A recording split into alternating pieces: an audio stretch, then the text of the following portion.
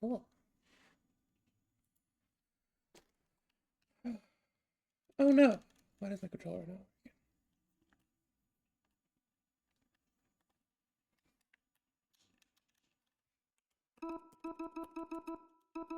Okay.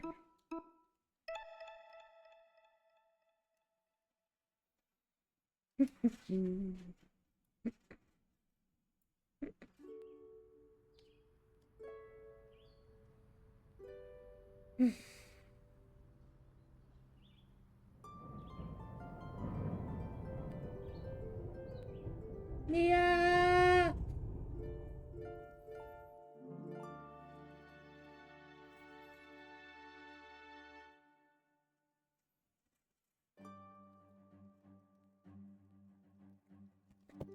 Let me get my notes so that they're close by.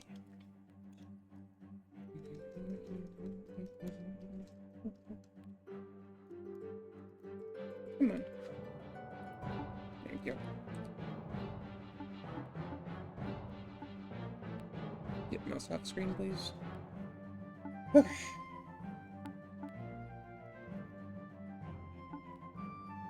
Alright, starting the run in 3, 2, 1, go! Whee! Okay. Let's run!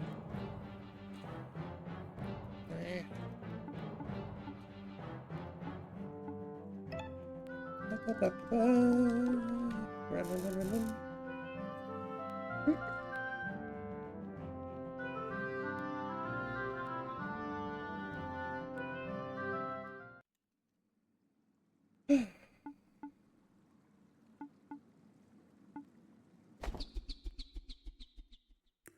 I guess since I do intend. Oh, gosh, I haven't even started streaming yet. I gotta take a drink of water.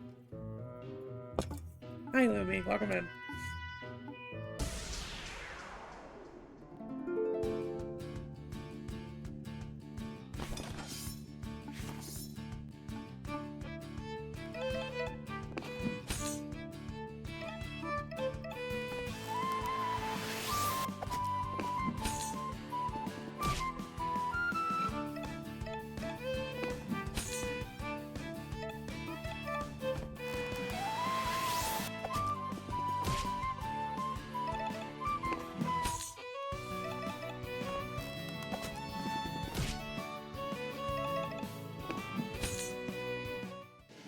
Oh. Where's that one?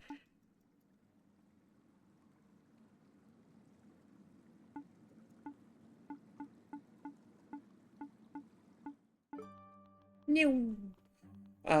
Yeah, as I was saying, since I do intend for this to be a submission video, mostly for lady arcaders, I guess it's good to introduce the game. Hi, this is Small Saga. It's a turn-based RPG starring a bunch of cute little mice. Lots of other critters too, but our main character here is Verm. He's a mouse. And then, as per usual, I like to give a little content warning for this opening, for loss of a loved one, as well as violence to animals. This first 10 minutes or so is pretty intense, like story-wise. So if you want to look away, I will let you know when it's safe to come back. Alrighty, so for this boss, we're just gonna swipe, Mega Shot, another swipe, another Mega Shot, and he's gonna taunt, which will defend 4, and then attack again. Mega Shot again.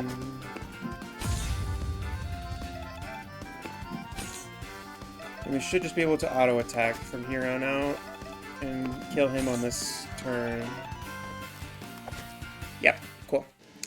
Hi, Aaron. Welcome in.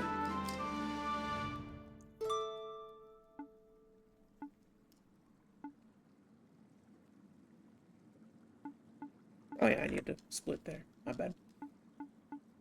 Um,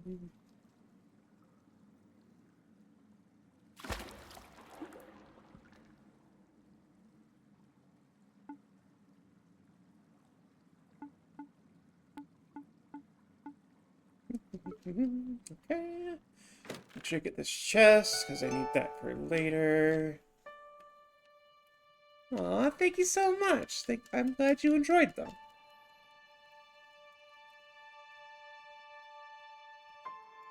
Aw. Just a quick little heads up again, just reiterating, because I like to give a content warning, especially for this opening 10 minutes of this run. It's a little intense. There's going to be loss of a loved one, as well as like violence towards animals. So if you're sensitive to that, I would recommend you look away for the next, I want to say 5 minutes or so. And then I'll let you know when it's good to look back.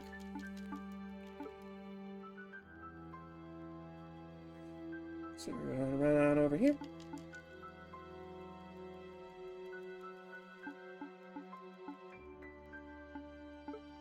And then scoot past these guys.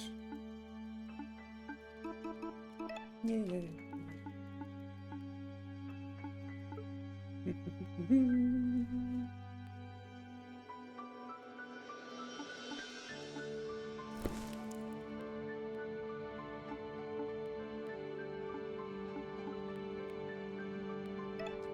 Yep.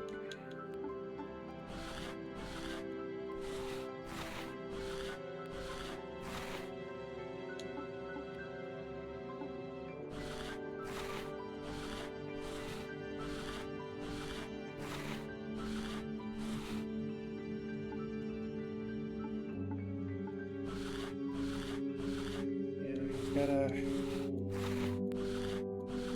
push these sunflower seeds here. But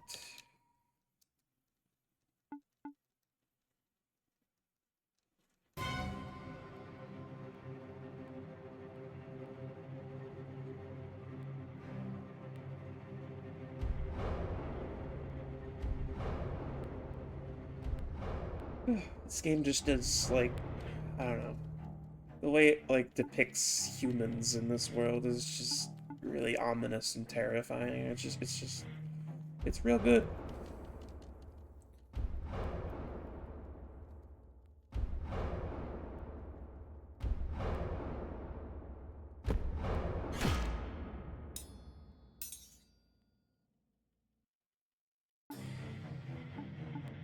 Our hero Verm here is getting trapped under a mousetrap. And his brother Lance is going to try to help him out here.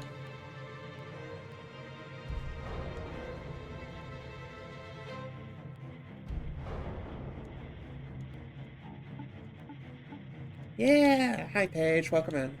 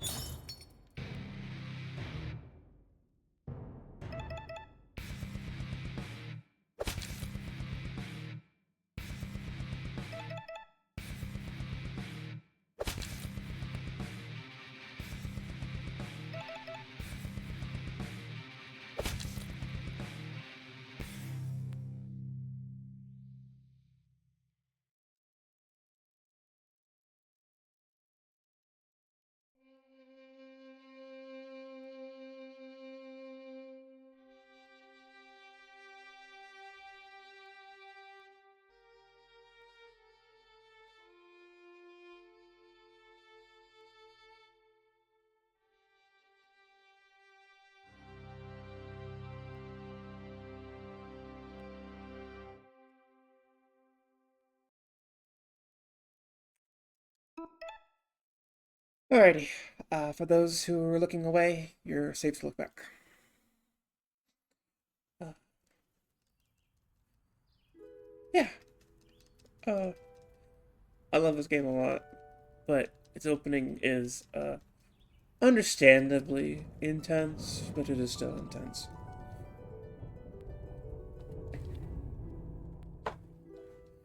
For the story it's telling, I think it's justified. But yeah, it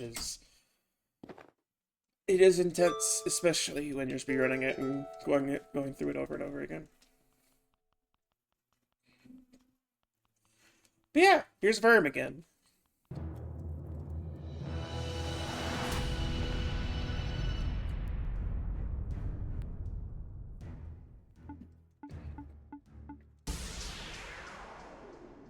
This is another scripted fight. We're not supposed to win this.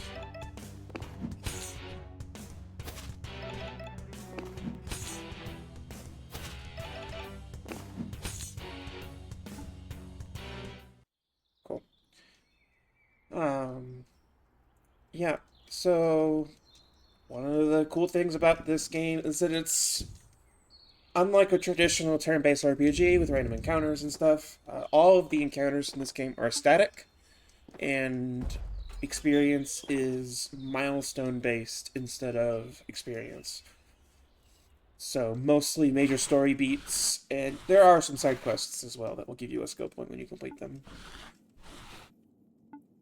Um,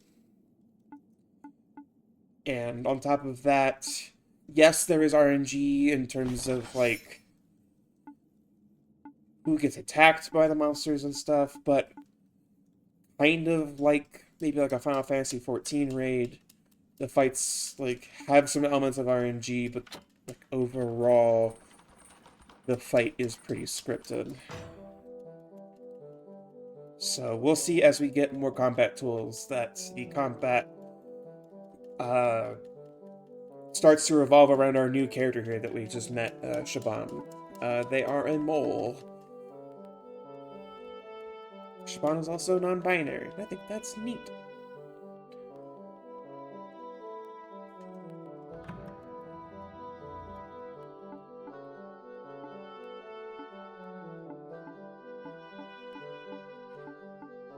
Yeah, we're getting introduced to Shaban's mother. Shaban wants to take care of the cat because the cat has been menacing them under here in Merida. Okay, I got what this is called. Yeah, the cat has been menacing the denizens of Merida. This isn't Merida. This is Cranvale. My bad. I know the plot of the game I'm playing. I promise. Um, and Shaban like sees Verm like actually put up a fight against the cat. So Shaban is like, "Hey, we might have a chance with this weird guy." But Shaban's mother is very fundamentalist. Does not want to like disturb the natural way of things, and thus just wants to stay stagnant. And this theme of like stagnancy versus progress plays a lot throughout the story of this game. You have our heroes who are forces of change going up against a really like stagnant like aristocracy, pretty much, like an aristocracy class that's like present throughout the entire game. Shaban leads us back here into their secret little compartment behind the library where they have their own god weapon. That's what these are called, by the way. Any like tools and stuff that are like meant to be wielded by humans are referred to as god weapons because humans are referred to as gods by the animals because like they kind of are.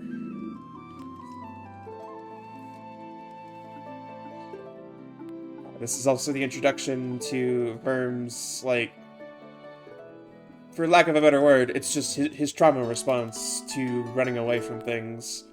Uh, as you like saw from the earlier opening, there's some trauma. There's a lot. You can fit a lot of trauma into this mouse.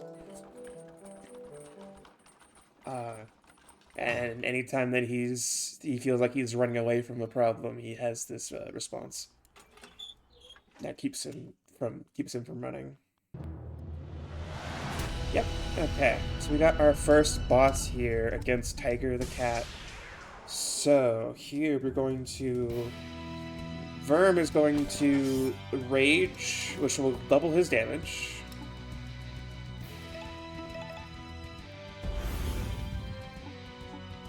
And Shaban is just going to cast Wormfire on cooldown because cats are weak to fire. Who could have guessed?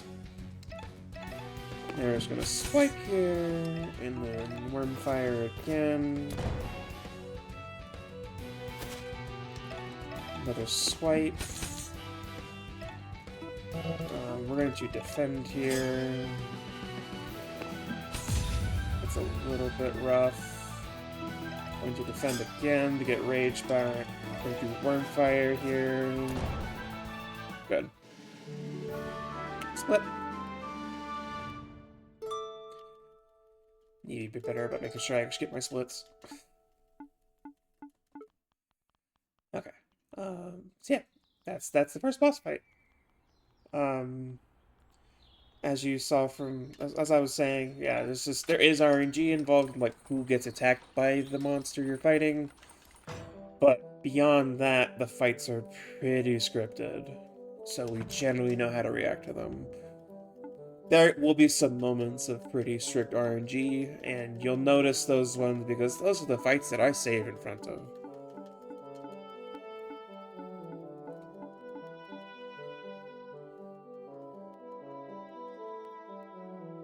So, we come back here to tell Shaban's mother the good news, but Shaban's mother responds by exiling Shaban from the kingdom. Not great. Just introducing that theme from earlier, just like in the face of progress, the only thing that the like ruling class can do is just try to get rid of them because they're more afraid of change than they are of like anything else.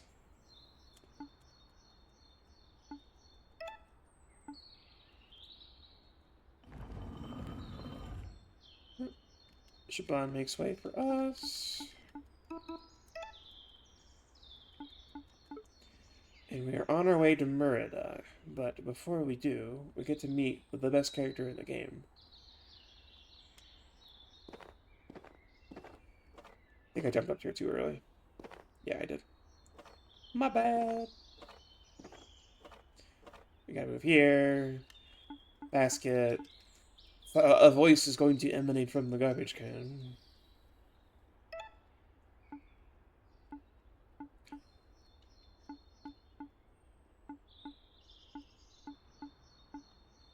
And now, we climb up on top of the garbage can.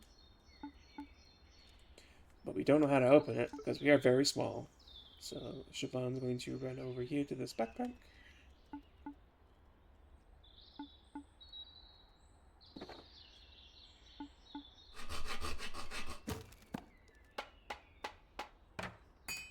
I don't know what all these sounds are coming from because all we do is wedge a ruler underneath the trash can lid.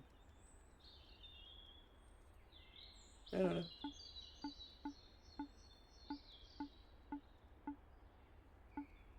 Boop. Thus also starts my favorite running gag in the whole game. Shaban cannot land on their feet. This is Dizzy.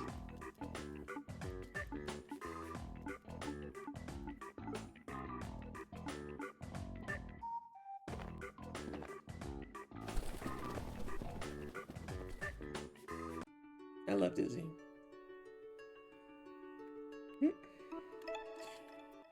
Okie dokie. Here is Merida. Oh no.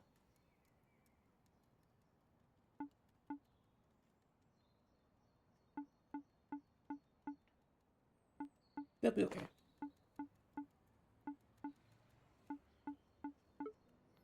Okie dokie. Ah. Hop right in here. Run through here.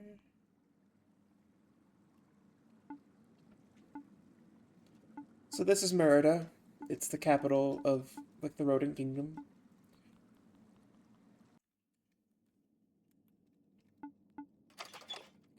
try to ask for entry, but they're not letting anyone in.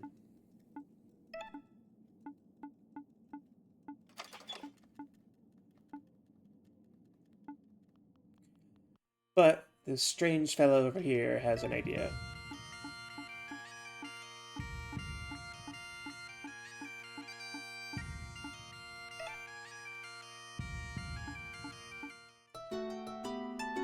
Alright. This is our third-party member, Bruce. He's a squirrel, and he is also our bard.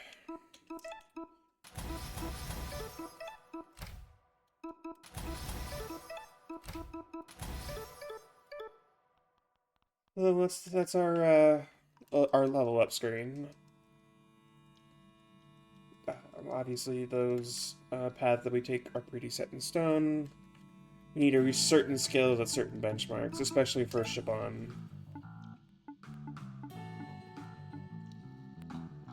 You'll see very quickly that Shaban is the most important character of the party.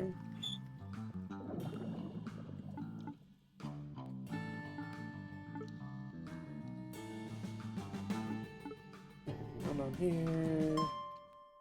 You have to fight this thing.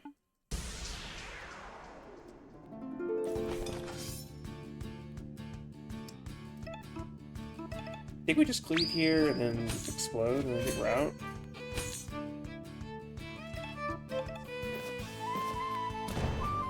Yeah, okay.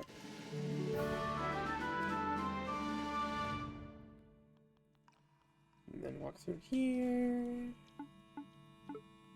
Is this one 2? No, it's 3. This one's 2.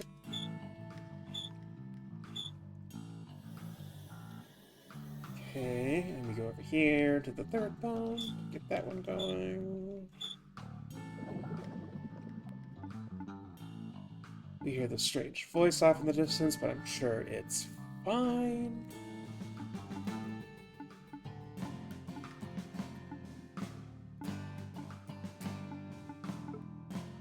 This is where we first get the notice that Firm plans to get revenge against the Yellow God.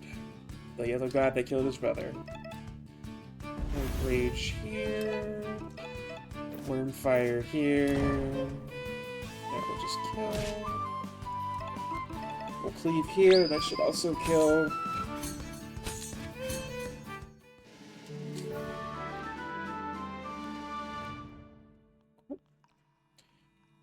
Next one right here. I believe this one is...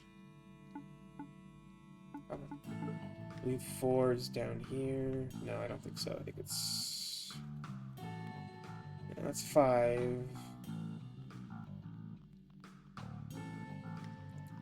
Is 4 over here? Yeah, 4 is here.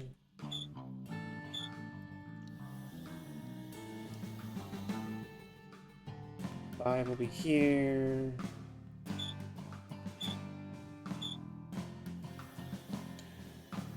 And then 6 is down here. So we need to avoid that cockroach. Because that is an avoidable encounter, which is really nice. Generally, if a combat encounter is avoidable, we want to avoid it at all costs. Because defeating it will do nothing for us. But costs time. Here's our next boss. It's a giant squid. I guess probably for these rodents, it's probably a normal sized squid. It just looks quickly done. I don't know.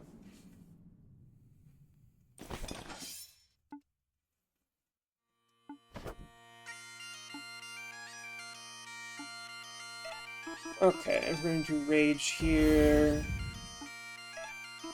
Wormfire. So, on top of being our healer, Bruce also kind of functions like a dancer in Fire Emblem, in that he can give extra turns to people, which is really nice. Ah, of course. Annoying.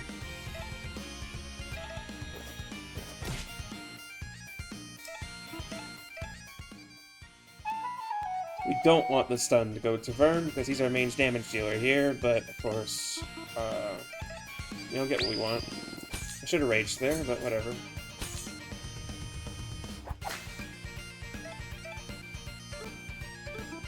Actually going to defend here. Just keep attacking here, because Shaban doesn't do a whole lot in this fight. And then we're going to defend here. Into Rage here. Just whack again. Encore here. Just do a normal swipe. Ah! Come on!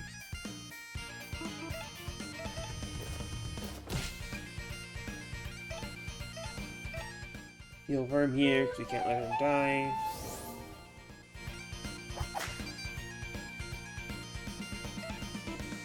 Rage again.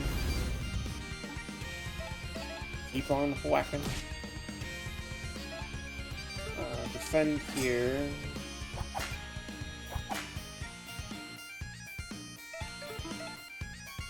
Just keep swiping.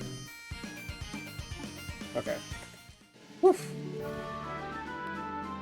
That felt a little scary, but we got through it.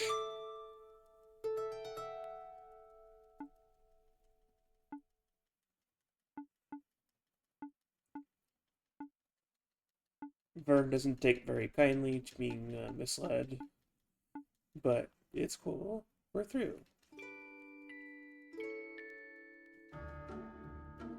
Another common theme that's going to be seen throughout this game is because of his past traumas, Vern carries a lot of anger with him, and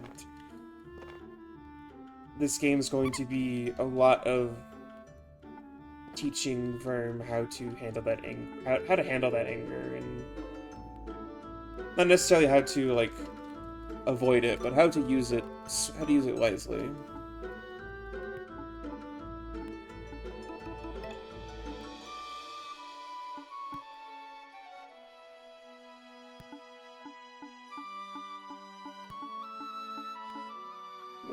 Here, our party's going to split up a bit. Vern is going to go off to the palace to ask the king for any information on where the Yellow God is, which isn't a very smart idea, but we're going to do it anyway.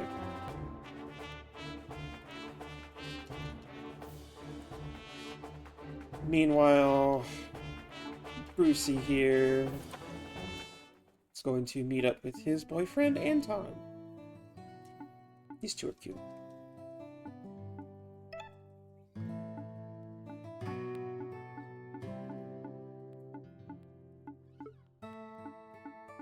Gotta talk to everyone here.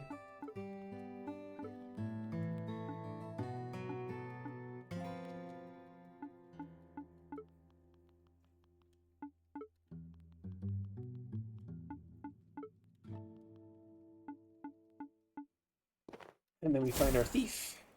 We're planning a heist. And we need a thief.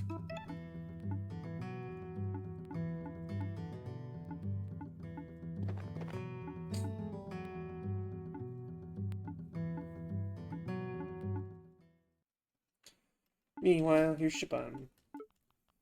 They're off to go read some books about the Yellow God.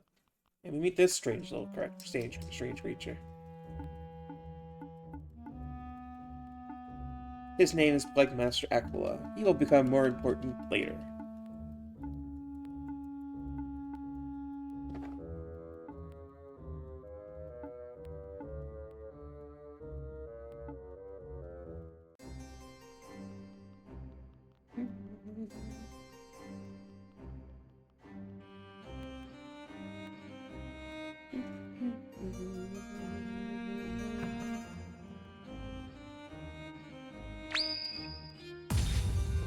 Turns out one cannot just get an audience with the king.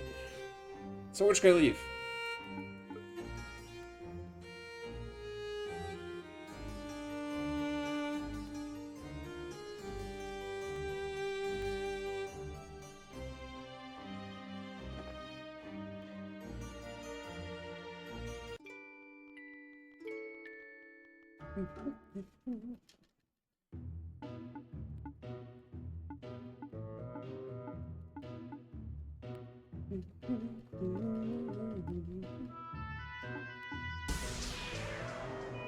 Verb runs back into Bree and Stilton here from the intro, and they don't take off very. They don't hit off very nice together. So we're just gonna do a cleave there, and we'll do a cleave there. That should take care of both of them. Yep.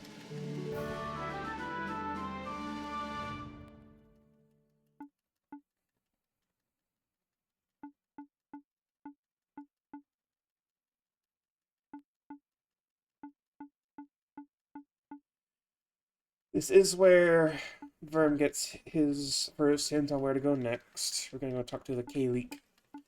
K-Leech? Okay. I need to actually know how to pronounce that.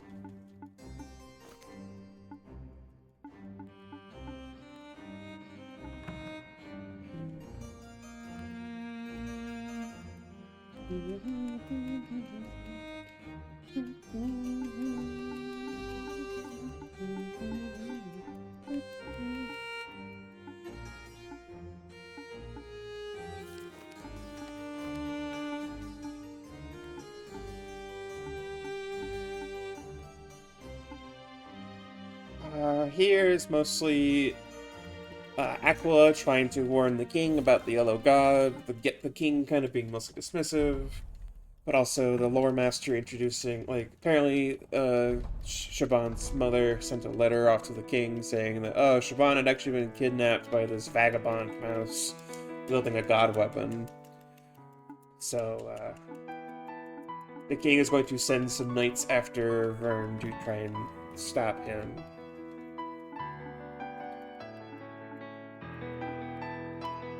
And these are those knights. I think they're cute because they each have half a pair of scissors. I think that's cute. But here's Verm. Both Verm and Shaban agree that this place sucks. We're gonna leave. But before we do, there are some quick things I gotta do here to prep some encounters for later. I think we go here first. It's been a minute, so I might be a little lost for a bit, but it's fine. We're gonna grab $3 here, and then talk to this sketchy bat. I need to buy this odd mushroom, and then we're gonna go over here. Can we go in here? No, not there. Is it in here? Yes. Talk to this girl. That map we picked up earlier in the opening. We're going to show this to this girl here, and she's going to put a marker on our map. This is a very important marker, because it will lead us to the most important item in the game.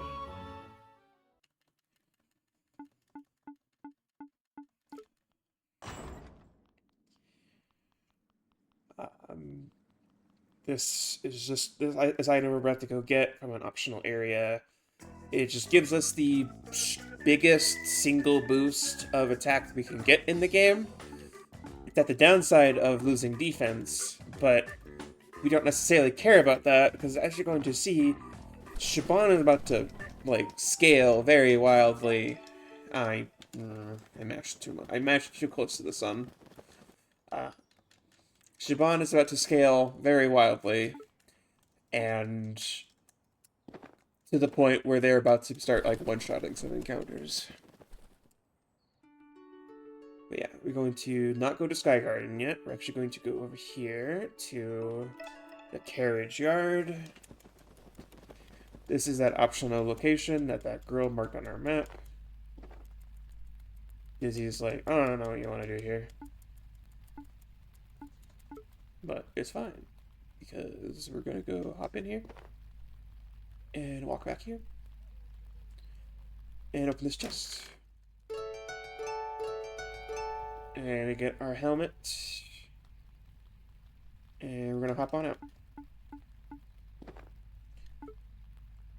And then we're going to hop in our basket here and head to Sky Garden. We're going to spend a good chunk of time here.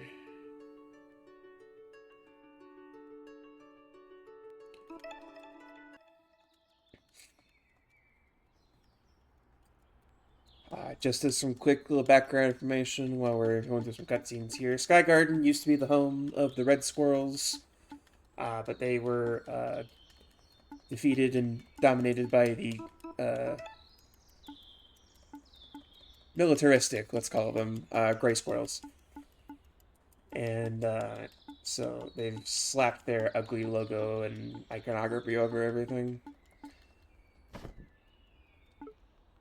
Bruce, being a red squirrel, is kind of a hot commodity, so that's why he has to hide his tail from showing off flagrantly, because that could get him in trouble.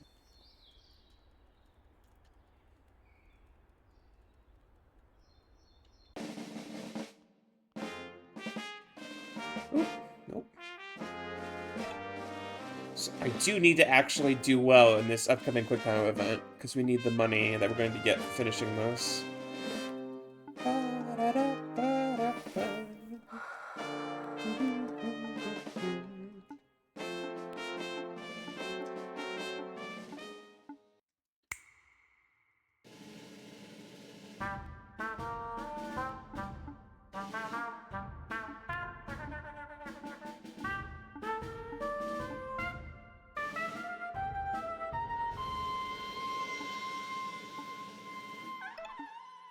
Yep, alrighty. Could do this now.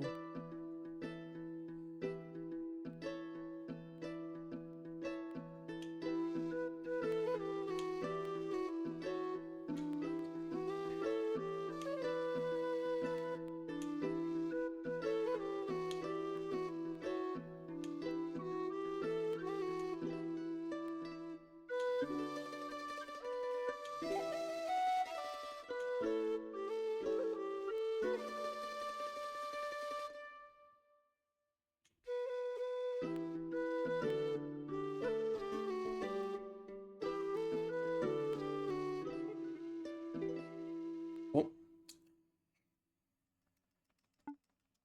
Alright, that gives me $15. Money is kind of important in this run. Only in that we need to buy 2 items. Actually, yeah, 2 items. And we need to buy 2 items in this run. And it just so happens that the only money we really need to go out of our way to pick up is that $3 that I picked up near that sketchy bat.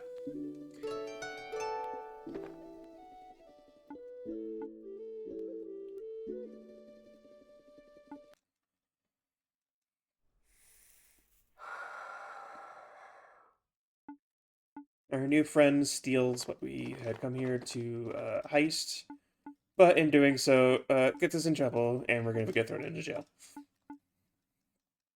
Whoops.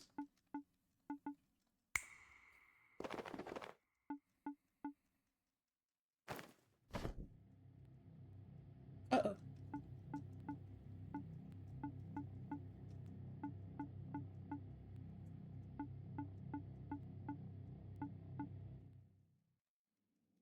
So yeah, we're getting thrown in the dungeon.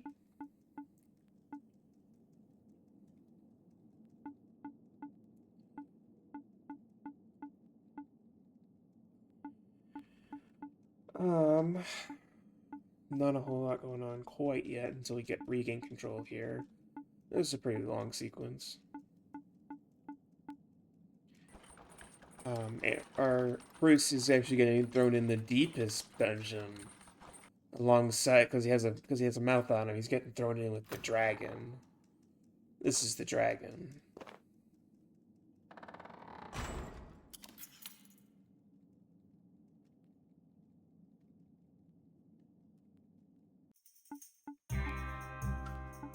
Her name's Gwen.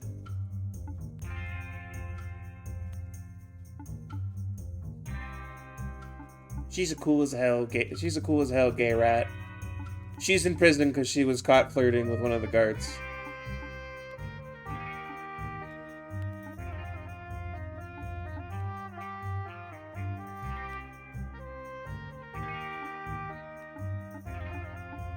Immediately, Gwen's like, "Hey, you want to get out of here?" Just had to let the door open.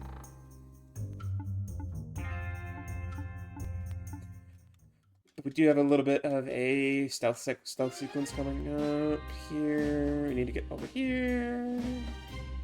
Through here, grab the key. Move all the way back. On over. And Gwen's already out.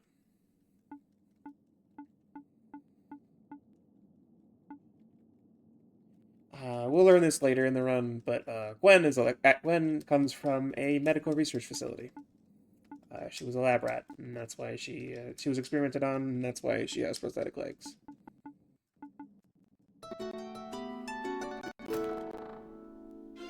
We need to sneak past again.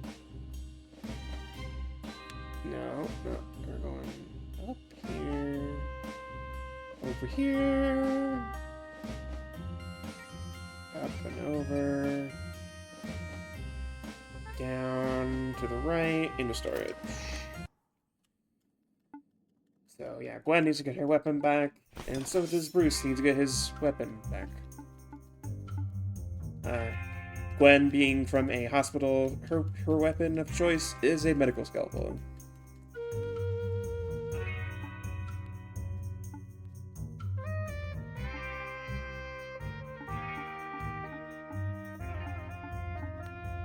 I love this. My favorite part here is when Gwen calls Bruce, like, "Are you some kind of ooh soft boy?" Like, I just think that's funny. Okay, equipment. Gwen gets the helmet. And then we're going to go into skills here. Unequip, up, down. And then next page of my notes here. Bruce doesn't need to level up here, so we're just going to leave. Actually, no, wrong way. This way.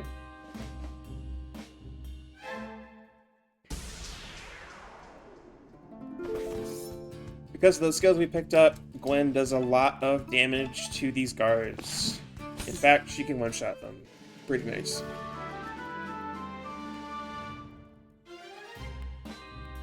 Gwen is exceptionally anti-authoritarian, for reasons we'll get into later, and so much so that one of her skills on her tree is deal more damage to authority. Pretty cool.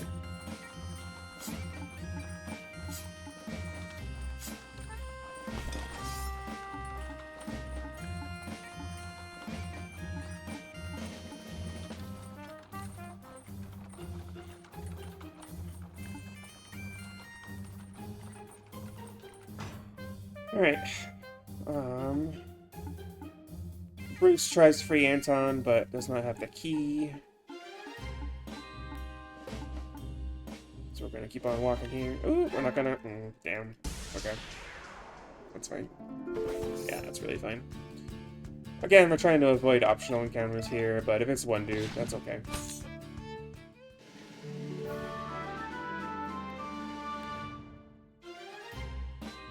There is a... We're gonna walk around here. We are gonna do a quick little detour here. We're gonna hop... No, we don't really need that, but whatever. We're gonna move down here. We're gonna hop on top of this soup can. We're gonna go grab another piece of equipment over here. These are brass knuckles. They just give you extra attack, which is nice because it goes in the accessory slot. It's just free damage. It's pretty quick to grab. And then we're gonna go up here into this three squirrel fight. Oh, hi Birch, welcome in. Also, yes, soup. Just gonna poke. Encore Gwen here to get extra attack. Stab. And then just defend. Yeah. Another skill that Gwen has is whenever she deals damage, she inflicts bleed, which is pretty cool. Real quick, before I forget, I need to unequip the helmet. Cool. And then when we get here, I need to give Verm the helmet and the knuckles. Cool. Yep. This is actually a really cool fight coming up. It's normally like in my casual playthrough, this is one of the harder fights, and we're really about to trivialize it. So we're going to give Verm the helmet and the knuckles, and then we're going to level up right down there and up there for Shaban. And we're just gonna walk past that guy. I don't know his deal.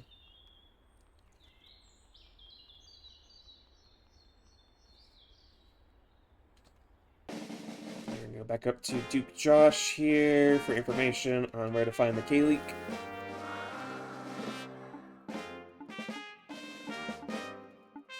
My favorite touch, like, obviously Duke Josh is an asshole, but my favorite touch is the fact that he smokes a vape. That's just really funny to me.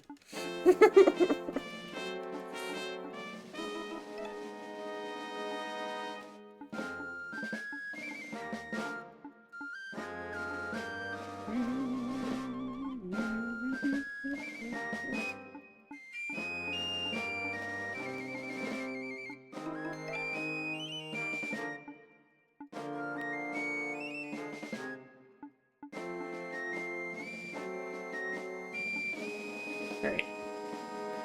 So we're gonna go leave now, except we hear noises coming out. Could you give a squirrel a vape the thrilling sequel to when you give a mouse a cookie? Yes, you're so right, actually.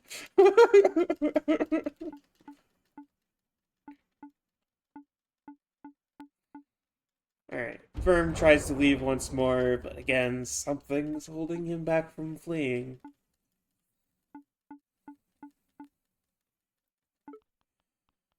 Let's talk to this guard here. Alright. I'm gonna attribute a sword to your face, says Firm. We're going to just cleave him in the face. And Vern is going to kaboom!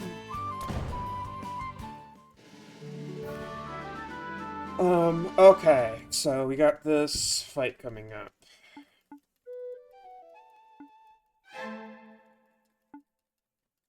A breakout? A break in!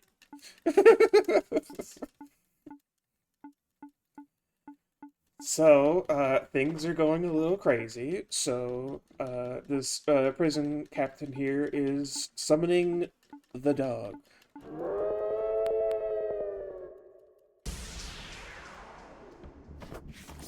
Alright.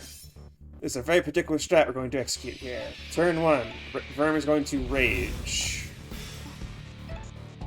And then we're going to Wormfire on the captain here. And then we're going to Shield Break on the captain. And then we're going to Encore Verm. And then we're going to Cleave on the Robot Dog. And kill it in one hit.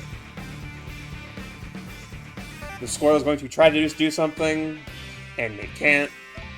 And then we just finish it off.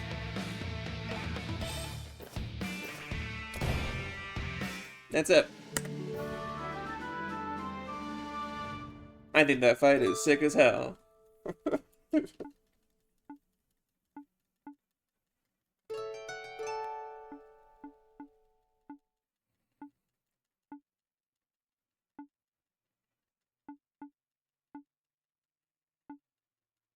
So, Bruce wants to turn back and free his boyfriend, but Glenn, the voice of reason, is like, hey, the entirety of this tree is going to be on our ass in like 20 seconds if we don't get out of here. So, Glenn has to literally drag him out of here.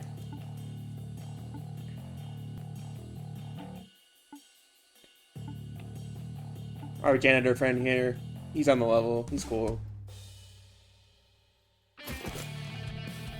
But, the Blade Master Lamia is a little bit... She's a bit much.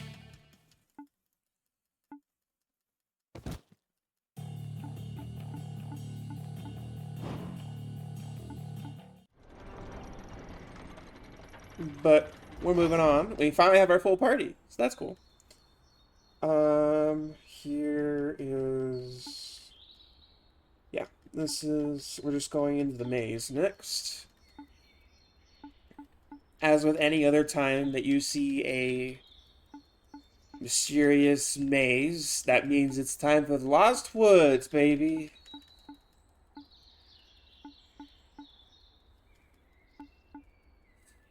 Thankfully, I know the way out, so that's cool.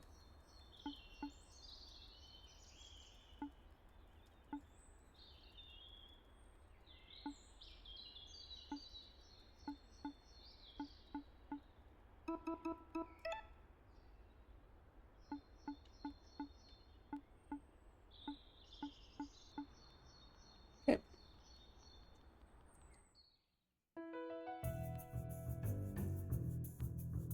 Also, here are our Blade Masters that are searching after Verm, who has kidnapped Siobhan.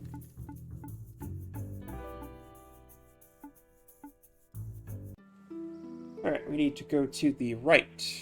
And then we need to go down. And then we need to go left. And then we're going to split the party. This is a very important sequence, because as I learned on my first time attempting this speedrun, if you mess up the dialogue here, you have to go into an optional fight. I don't know how to do it.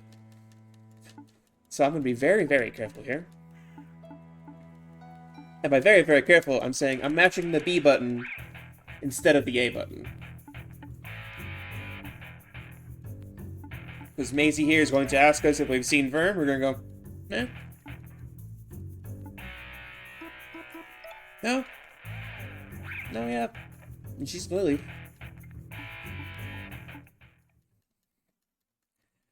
And then we got to Verm and Gwen here. They are a little less sociable than our other two members of our party. So when the other Blade Master comes in, Rosaline.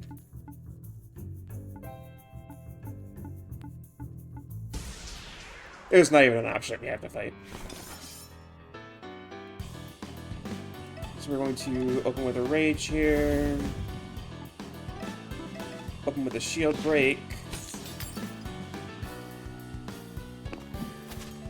It's gonna hurt, but we don't care because we're just gonna cleave.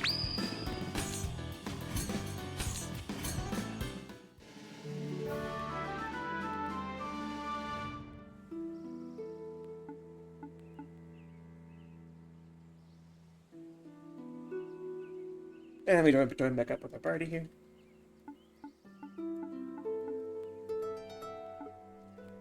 And then we're gonna go up and then left to this silly little snake.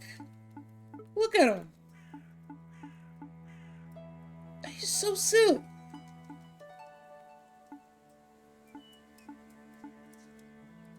And we're going to tell him that cats are flammable. And he's going to give us a potion. We're going to go right. Meet up with our thief friend here.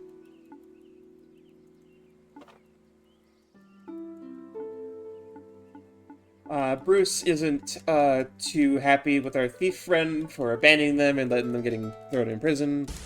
So Bruce is about to throw hands. Except this is a fight we can lose. So I'm just going to whack him until we lose. This song slaps, though.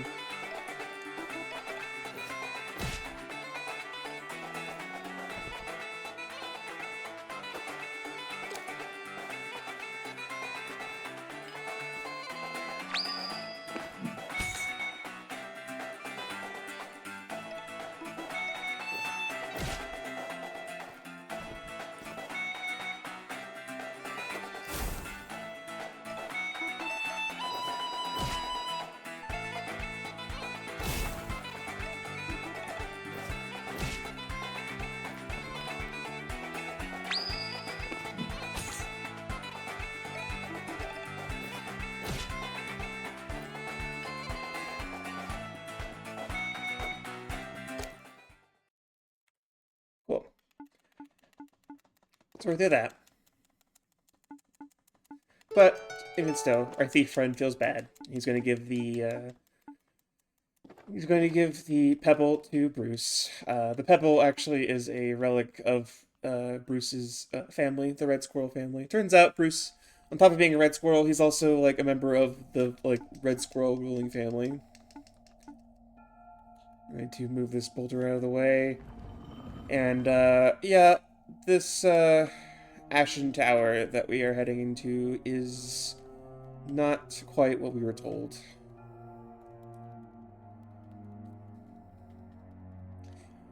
I believe, from what my memory serves me, that this tree used to be like the spiritual center of the red squirrels, but when the gray squirrels came, they torched it to ash. So there's nothing here but ghosts and ash.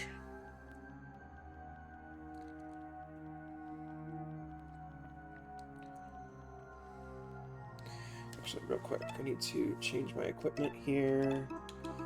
Fern gets his cloak back. We're going to get the potion and the mushroom. Shaban is going to get the helmet and the knuckles. And then we're going to level up Bruce here. Do that. And now we're going to keep on moving.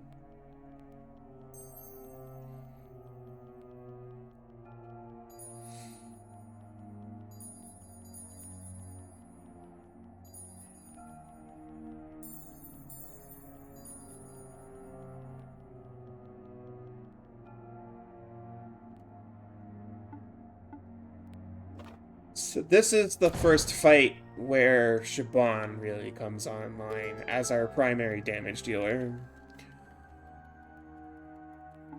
Shaban learns a very important ability called Spread Fire, which gives them an AoE attack. And on top of that, Shaban has this mechanic called Overclock, which doubles the damage of their next fire attack. And we get an ability to generate stacks of Overclock. And so basically, the stacks can go as high as you want. So basically, you can stack Overclock until the point where it one-shots every boss in the game.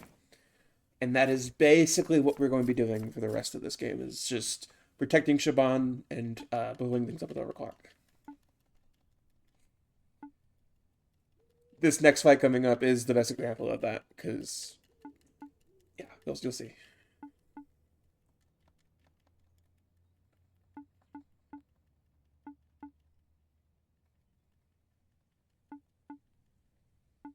This is where, yeah, we learn that, yeah, the gray squirrels torched the ashen tree and the K-Leak inside of it, because the K-Leak had given a prophecy to Josh that his empire would be toppled by 4 individuals.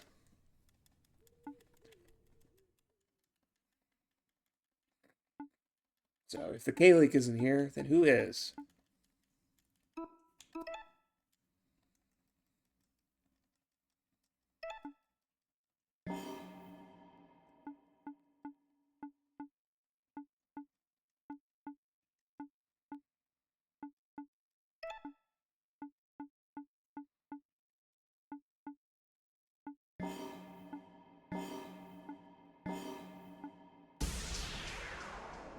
Where's that supplies?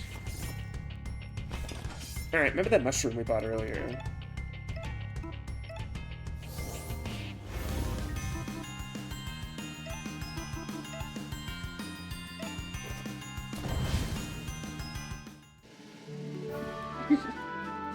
So the mushroom we had bought earlier, which I should split there,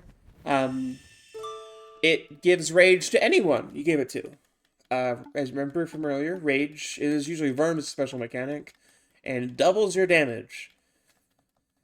So that, coupled with Overclock, which Shaban always starts with 1 stack of, means that Shaban can do a lot of damage. I should flip my notes over.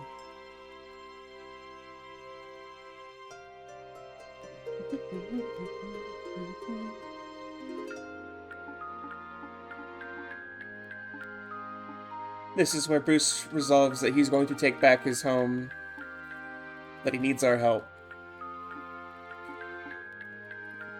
One of the scariest things about Sky Garden is that the gray squirrels have really strong anti-air defenses planted on top of the tree, as you saw earlier. Those are fireworks. So no one can fly near Sky Garden without getting hit by those fireworks. Or so they think.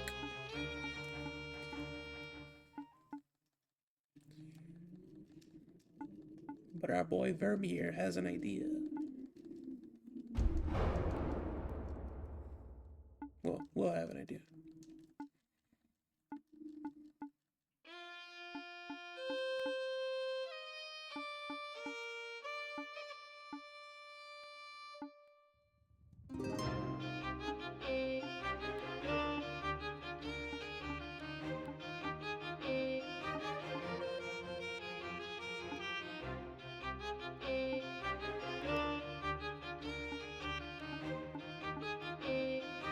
Great. Talk to Bruce here.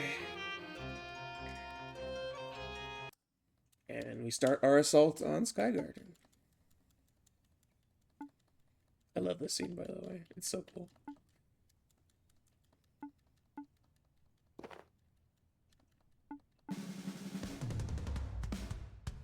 So we hitch right on the owls. And also our thief friend is feeling bad, so he's going to stage a prison break.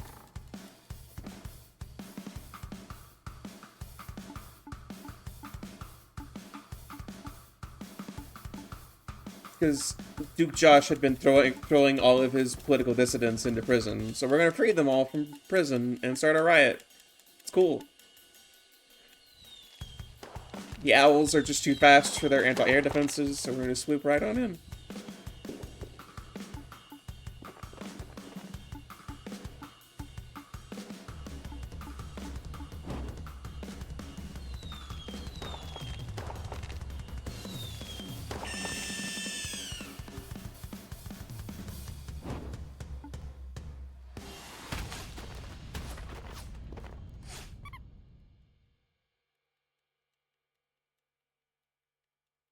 Almost everyone lands really cool.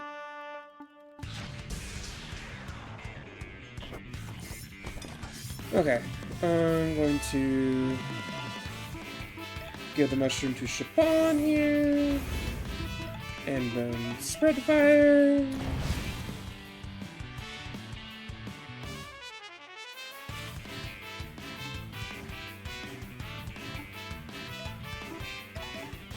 A little rage here. Defend. Shield break.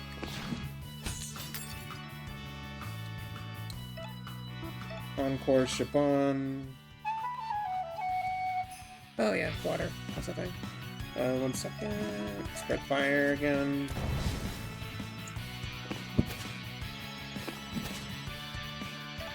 A normal swipe should kill that guy. Yep. Just defend again. And a shield break here should kill. Yeah. It's probably a faster way to do that. I should go look that up.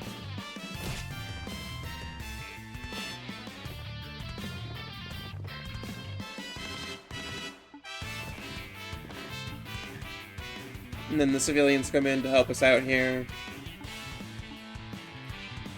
giving us the room to go under here. We have a little mini boss coming up here. It's going to be about the same. Just give a mushroom to Shaban and spread fire.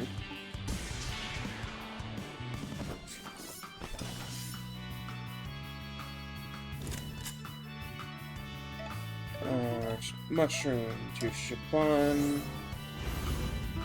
and spread. Boop. And then shield break. Out. Oh yeah, we're just gonna mash through this dialogue here. This is one of the funniest sequences in the game because you give it. Shaban asks, "Hey, can I take care of this guy?" And then Shaban blasts him out the window, and then gives Shaban a skill point. Okay, we're going to go ahead and do some level ups here. That for Verm. We're gonna go that for Shaban. Bruce, we're going to go up. And Gwen, we're going to go left, right? And we're going to take a safety save here. This is the first fight that could actually go wrong. And I'm going to be focused for this, because this is a pretty complex fight.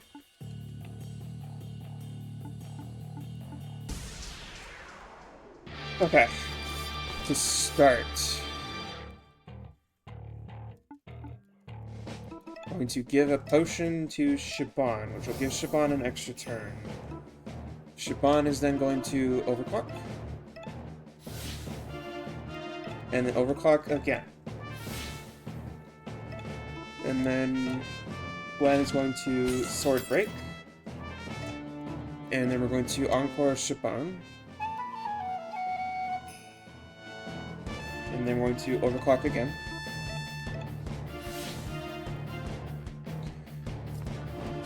Cool. And then it does not really... Oh, we're going to mushroom Shaban here. And then going to overclock. And shield break.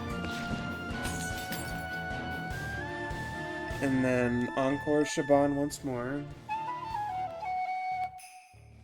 And then Wormfire.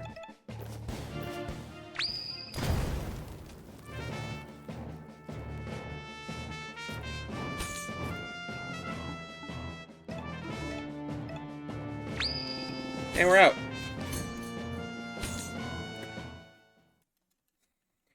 I think pretty certain the main thing that can go wrong in that fight is if...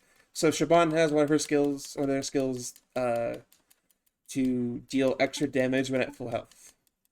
And if Shaban gets hit, we lose that damage and kind of have to scramble a little bit to recover.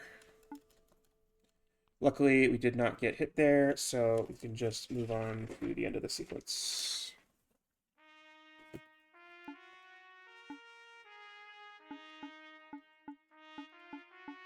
Which again is another pretty much just extended cutscene sequence. So I'm going to adjust myself. Insert spam in.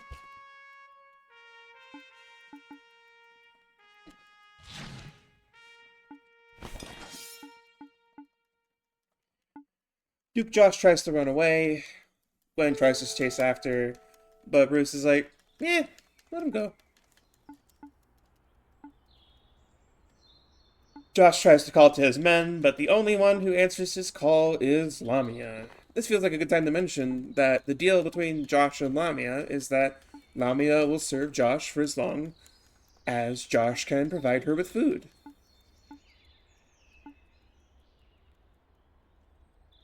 So anyways.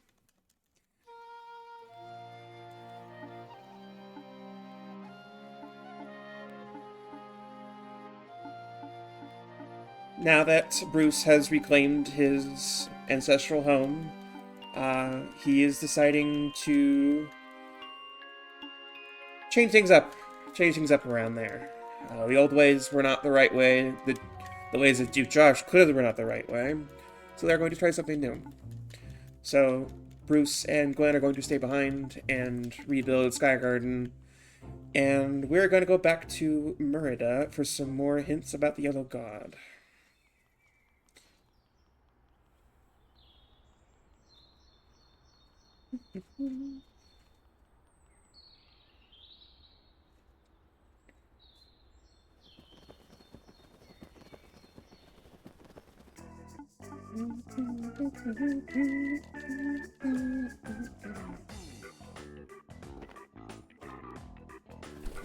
It's legally required whenever Disney's theme is playing, you have to bob your head. Okay.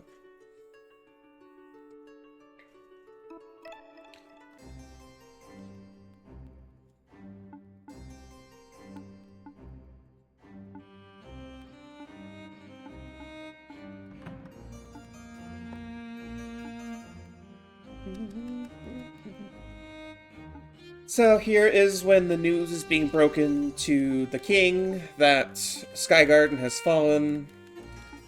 And again, that theme of stagnancy rears its head. Because, like, everyone here in this room admits that Duke Josh sucks. But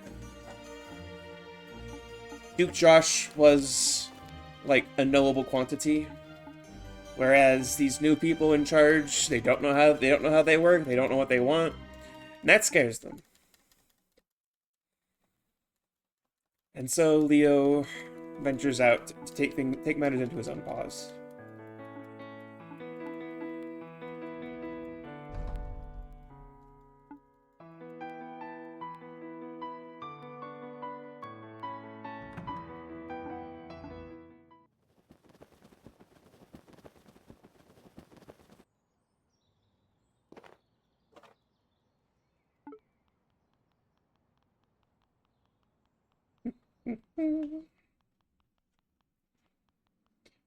So, we try to enter Merida again, but Blade Master Leo is waiting for us.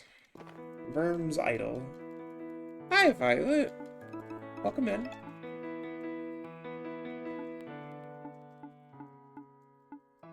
This is a scripted fight again. It's a scripted loss. So, another quick little content warning for violence against animals. Not a death, no death coming up here, but there is a little bit of a brutal sequence. So, if you would wish to avoid that, please look away, and I'll let you know when it's good to look back.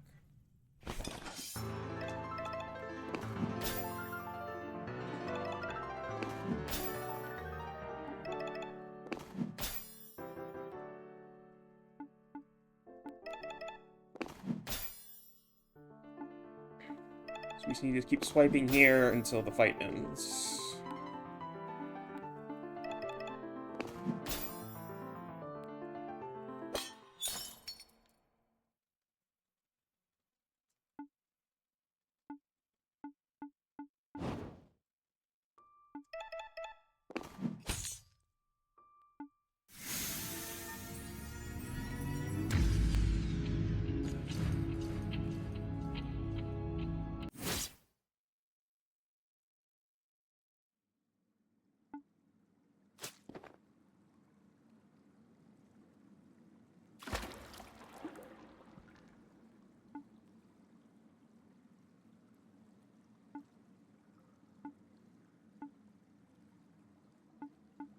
Master Leo is a really interesting character. Probably the most interesting character in this game.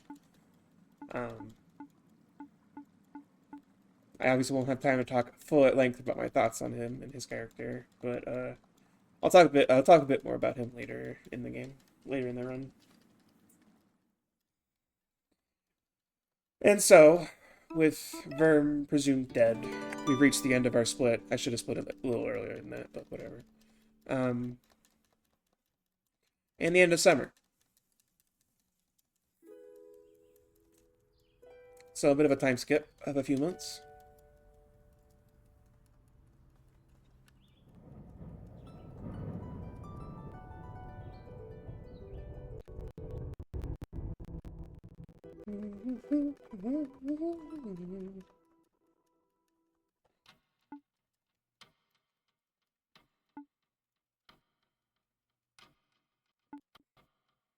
So, in the meantime, Shaban has become the apprentice of Plague Master Aqua.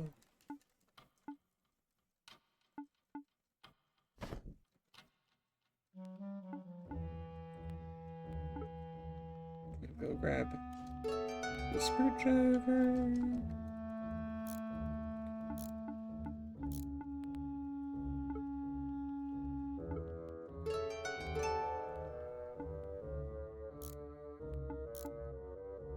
This is where we learn that, despite his reputation as a bit of a mad scientist, Aquila is just a pretty normal mad scientist. Mostly concerned with prolonging the very short life of a rodent.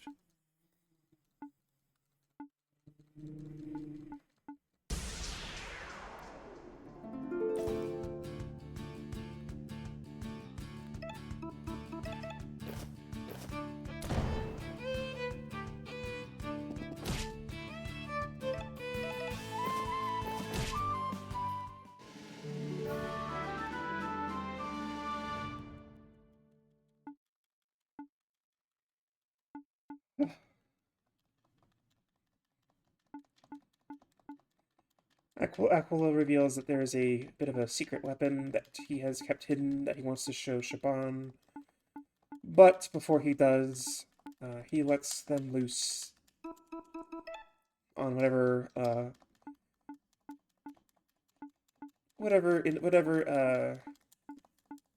loose ends they wish to tie up first.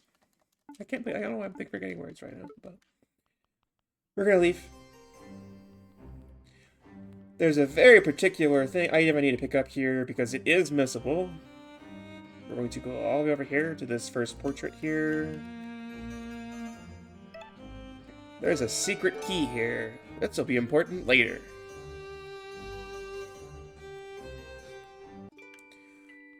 But we're going to just keep on pitter-pattering our way out of here.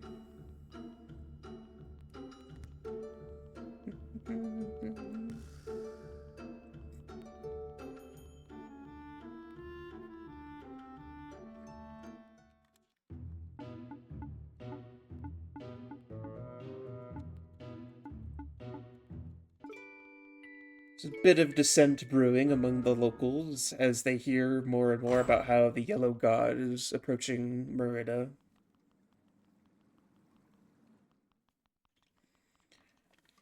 But that's not quite our concern right now.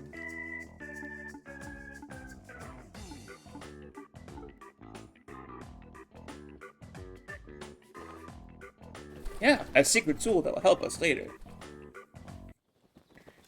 We're going to go to Sky Garden. We're going to check in on our friends, see how they're doing.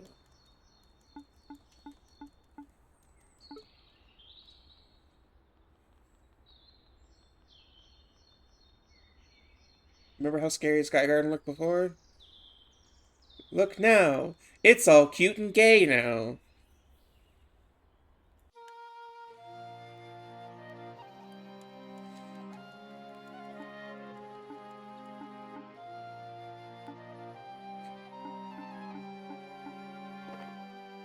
And our friends have not given up on finding Verm either.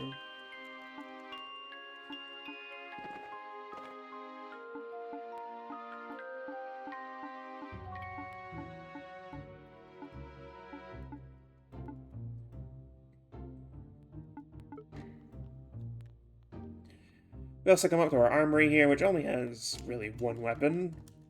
It was found in a river. Isn't it familiar?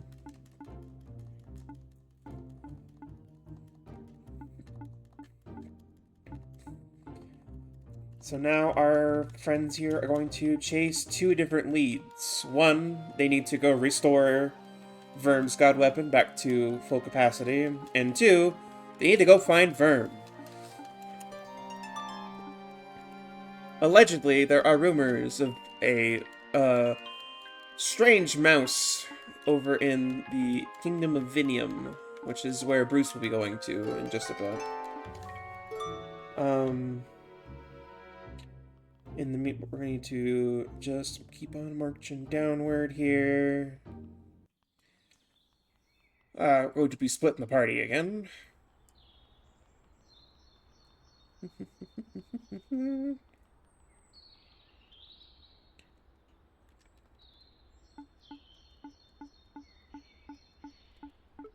So, the first place we're going to is Gwen's former home, Whitehall. Which, as I mentioned earlier, is a biomedical research facility.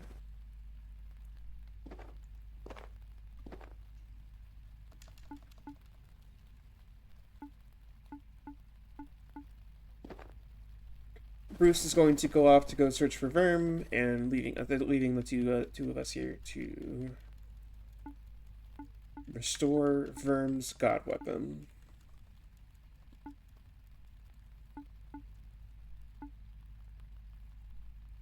So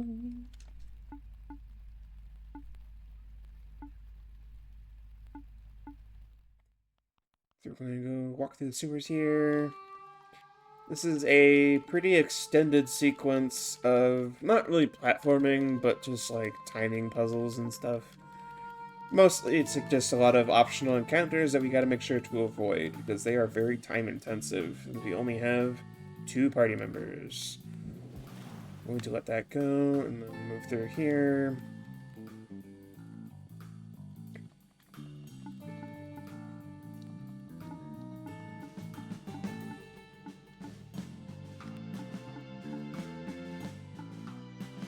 Gwen mentions here that this is the home of the White God.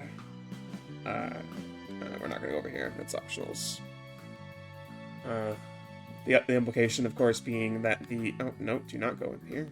That's also a bad idea. That's an even more optional fight. We're going to just scoot past these guys.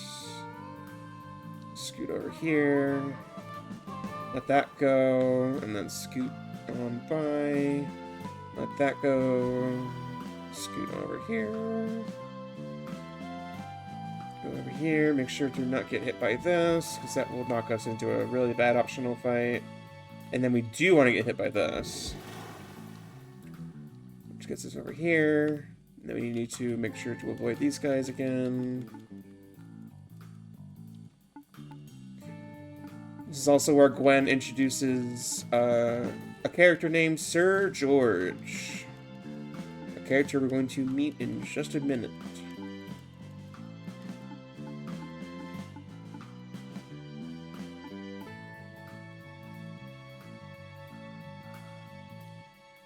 Run on through here, run over here, and we're out.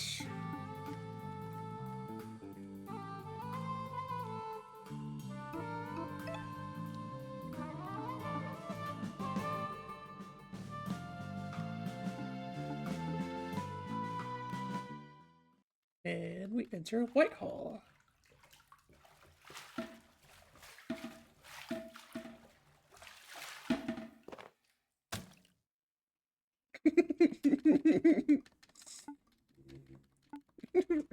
Gwen, I didn't enjoy that. Okay, here we need to fix equipment here.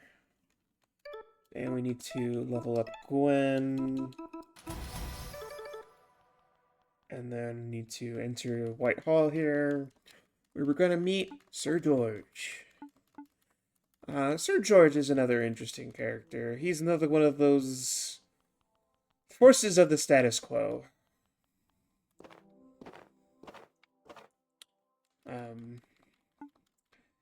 I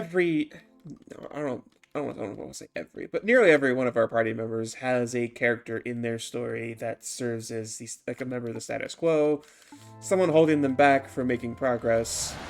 For Gwen, that is Sir George. Lumi, I got someone to grab your knife.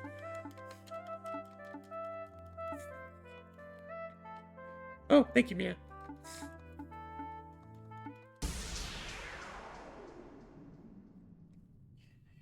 Okay.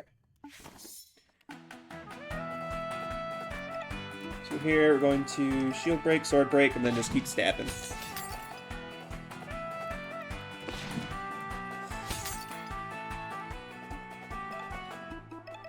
So this is a basically scripted fight here, where mostly Gwen is just trying to demand information from George on where her friends and family went.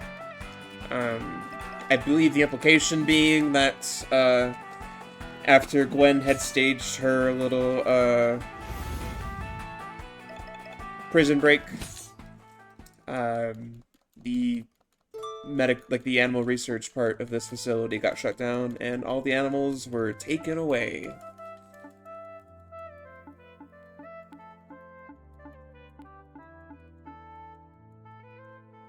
Yeah, Sir George is a very devout believer in, like, the power and the, like, benevolence of the gods, and resents Gwen for not respecting them like she should.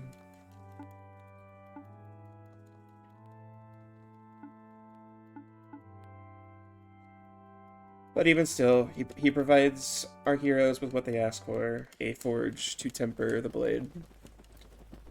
And that's it for that sequence. So now we're following Bruce here. And we're entering Vadium.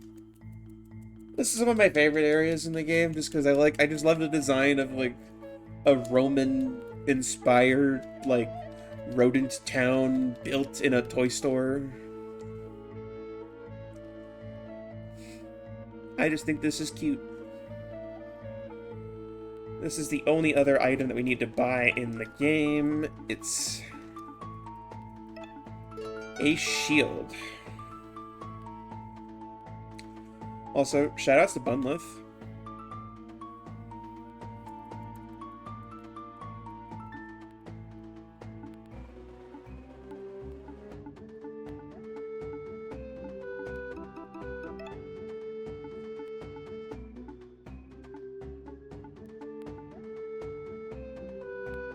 Oh, we get given a tour here, and we're introduced to a strange little rat named Ghost. But yeah, it's Verm. After being humbled by Leo, Verm has decided to hang up his sword and take up the humble life of a farmer.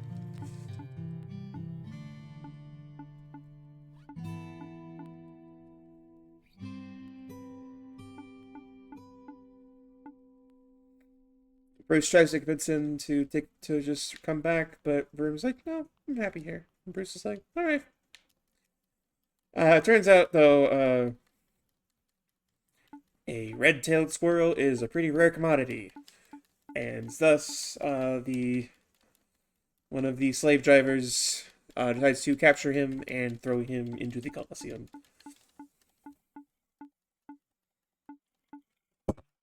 Also, thank you, Libby.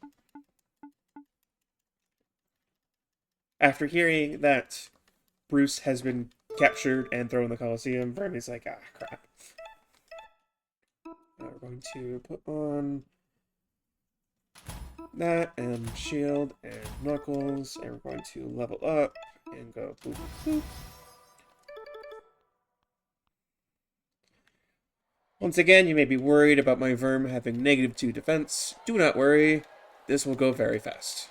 Oh, I needed to split forever ago there, my bad. I think I did that last time, too. I forgot to split on the bunny. Whatever.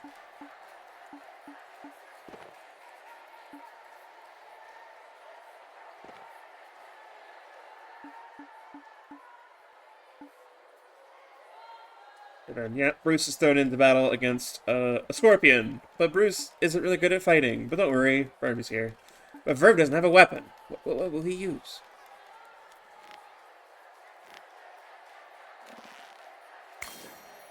A Lego brick.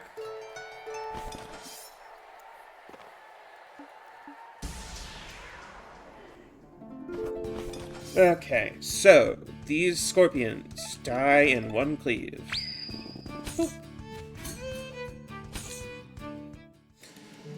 We did just give we gave Verm a skill that means that the last hit of any of his attacks deals double damage, which is pretty dang good when your hits deal 11 damage.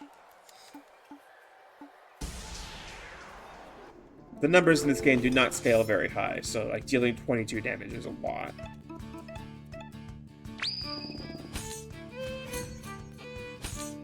Kill that scorpion. Going to then encore. And cleave the other one.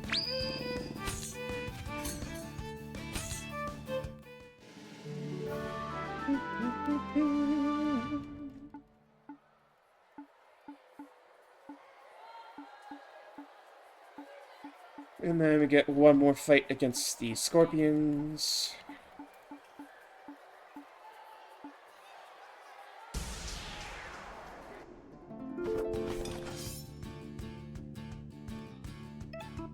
We're going to cleave here.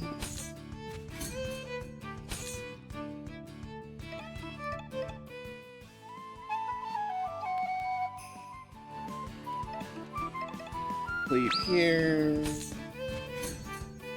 Take one hit, but it's fine. We can't die here. And one more cleave to get out of there.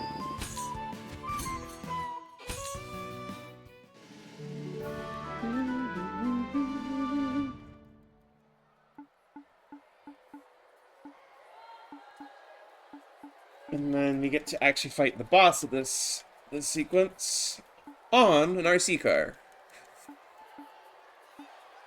This fight's really funny.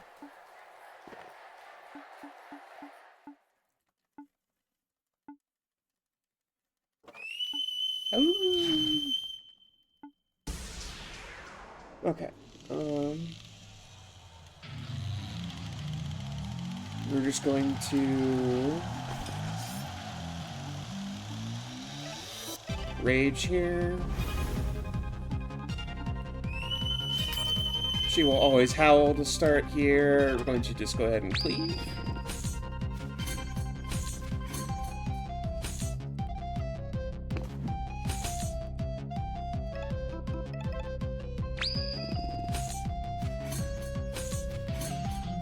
And we're out.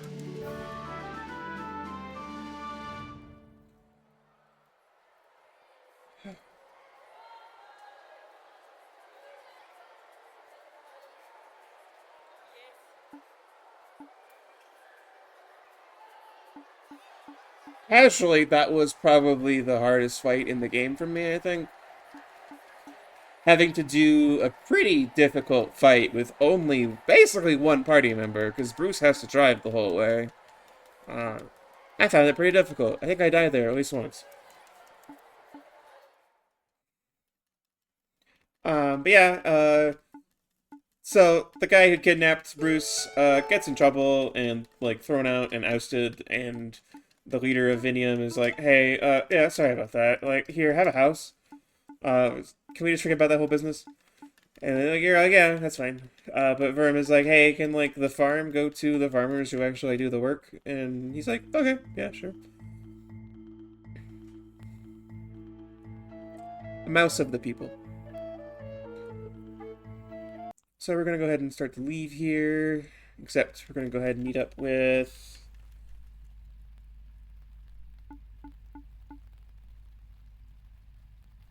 Siobhan and Gwen. Siobhan is a little surprised to see Verm alive.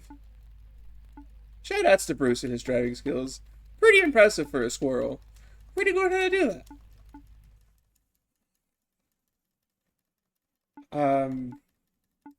So this sequence, I feel like, is a good point to, like, on top of all the other things that this game does really well, I think this game has a really nice depiction of disability. Really, like, obviously really early on, we see that Verm does not have his tail. And it's, like tails actually serve an important purpose for balance and things. And Verm's is kind of always, like, has just gone without it for this long time. But Gwen decides to surprise him with a gift of a prosthetic tail. Though, does, like, make sure to note that, like, hey, like, if it's not comfortable for you, then, like, yeah, like, plenty of folks do not, like their prosthetics and decide to go without. Just a very, like, non-judgmental way to depict disability, and particularly also, like, the use of prosthetics.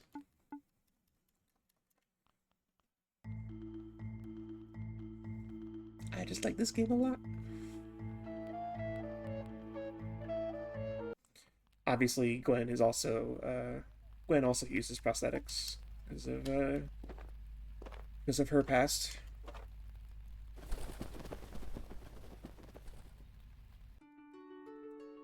Alright, we're going to go back over to Merida.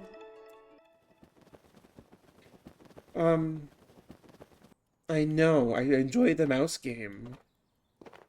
Shocking. Mouse enjoys mouse game. More news at 11.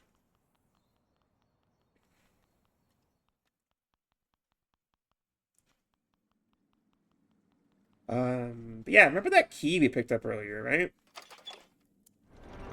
You know how in most RPGs there's like a side quest for an ultimate weapon? So there is an ultimate weapon for all of the characters in this game. And the mystery key that we picked up earlier is going to lead us to Shaban's ultimate weapon. We will not be getting Bruce's or Gwen's ultimate weapon in the speedrun. Gwen's ultimate weapon requires a pretty difficult boss fight.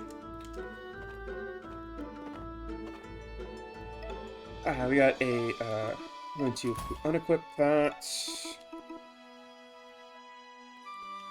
Give him potion, unequip that. Going to give Shaban the helmet, and the knuckles, and the shield. And her new lighter. And then we're going to give Gwen the mushroom. And that is the final big, not the final equipment menuing in this game, sadly. There's like one more, I think, but... So, our party will split one more time, as Shaban returns to the Plague Master for the thing that they wanted to show them. And Bruce decides to also split off, mostly because he just wants to mush,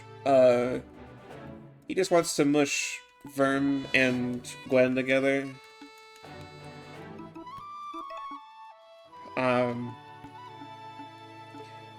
As mentioned earlier, Gwen is a bit of a pansexual disaster rat. Also has a sick-ass blue mohawk. She's the best.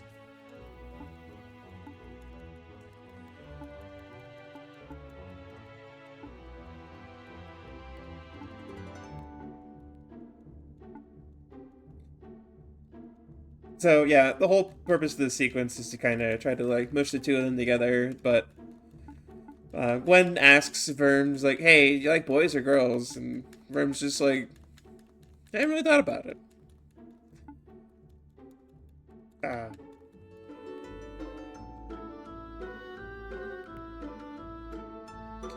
We should go up here next. Show Gwen the palace. Neither of them like it. We're gonna leave.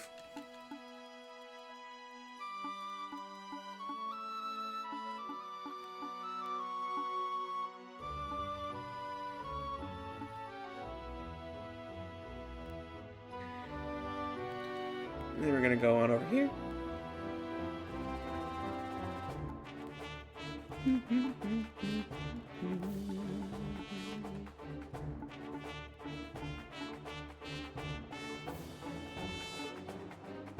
Oh yeah, on the topic of ultimate weapons, Verm's ultimate weapon is this upgraded version of the Switchblade that we have right now. You can actually go back to the Lego brick; it's still in your inventory, and you can just kind of use it because like Verm's attack output is not that important for the rest of this run. But after we give Gwen the tour of the city, we're going to just go hang out on Ratless for a bit.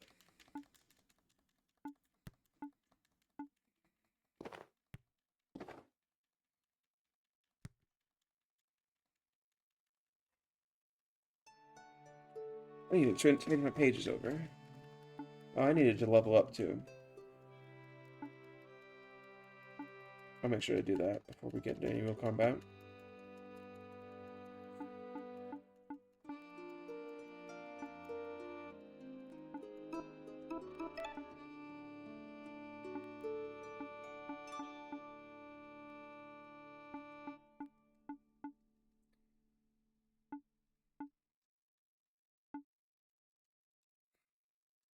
Most of the point of this sequence is just Gwen asking me to level up here, since I have Shaban here and she's important to level up right now.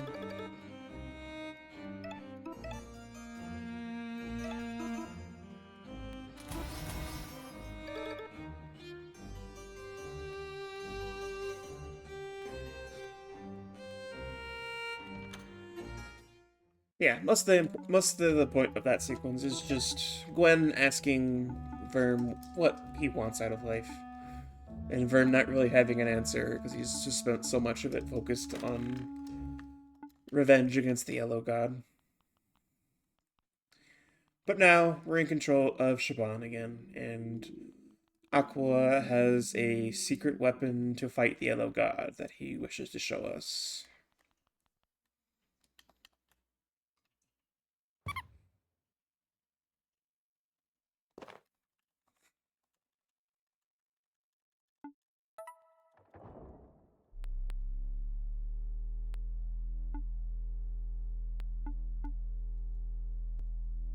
I guess it feels important to note that we're kind of very quickly reaching the end of the run here.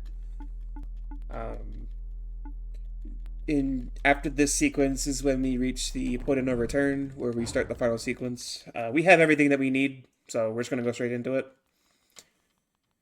And there's really only, I believe, 2 boss fights left, and then the final boss against the Yellow God, and then we're done.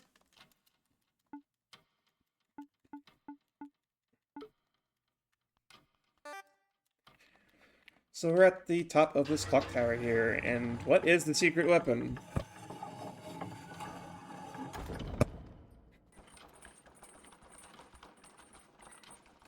Referred to as a thunder egg by Aquila. It's an undetonated warhead.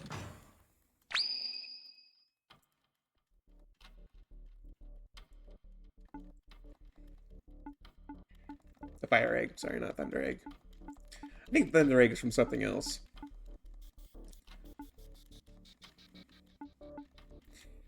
But yeah, the fire egg is primed to fire outside of the clock and into Merida, destroying and killing everything and everyone in there, including the Yellow God.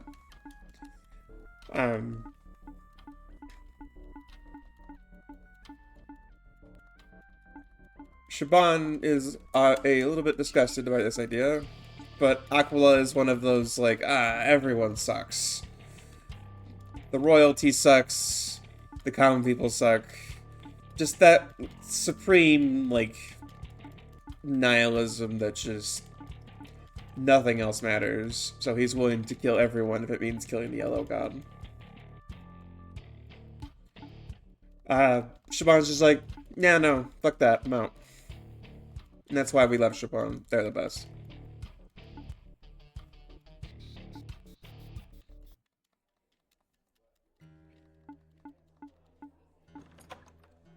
And Shaban immediately returns to our friends here to be like, hey, yeah, he's gonna blow everything up. We need to stop him.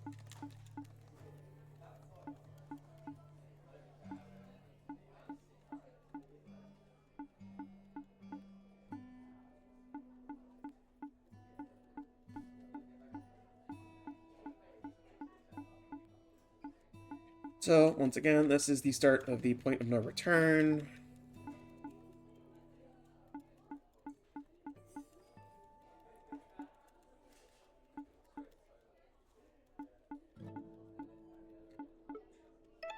We're going to do some final level ups here. Need to go boop, boop. Okay.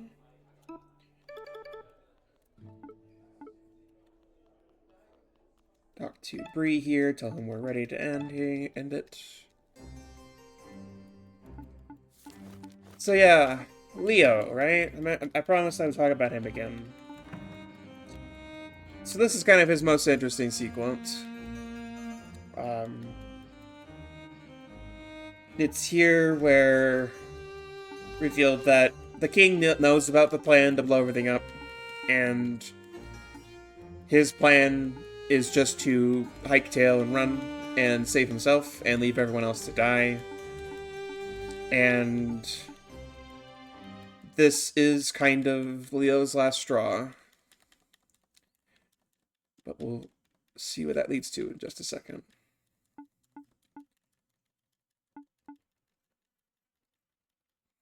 Our friends have gathered to, like, raise a crowd that's going to rise up to the king and demand that, hey, don't blow everyone up and kill us all, please.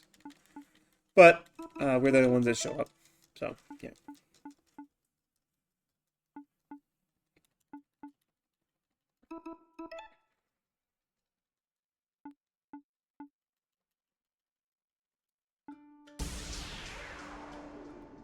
So we're gonna enter a sequence of forced combats here.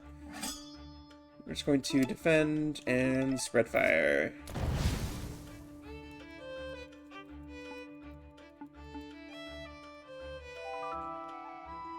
That's going to be pretty much it for these next couple fights. Shaban is just that powerful.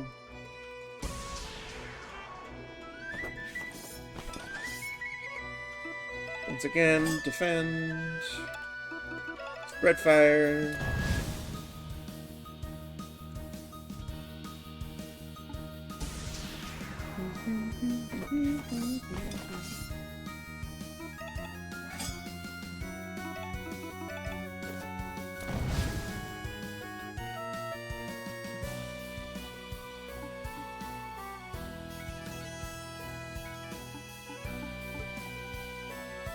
We need to find a way around the barricade here, which ends up running into more guards.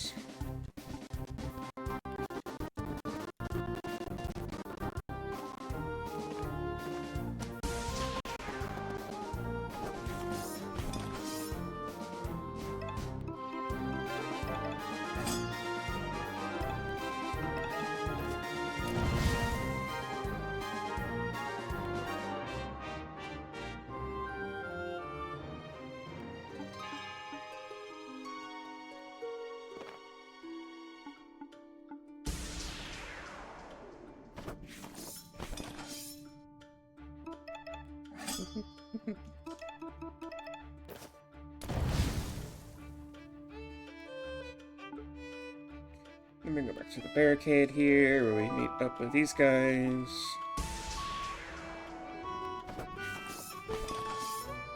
Once again, we just blow them up.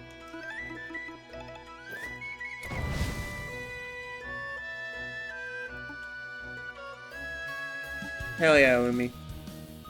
Mouse Menace indeed. Heading straight for the palace.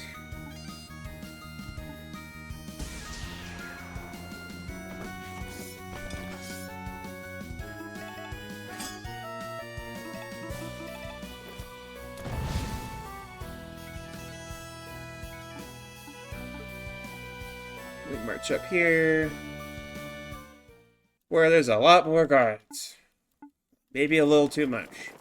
Though I do think Shaban could take them.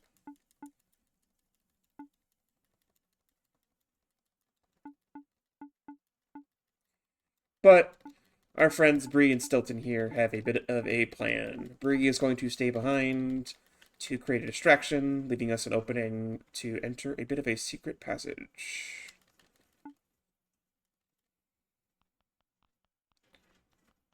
I'm gonna go ahead and march on through here.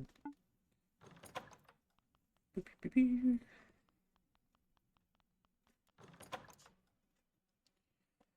Alright, before we enter the secret tunnel here, we need to make sure we give Vern the helmet. This will be very important for a fight that he will be doing during this final sequence.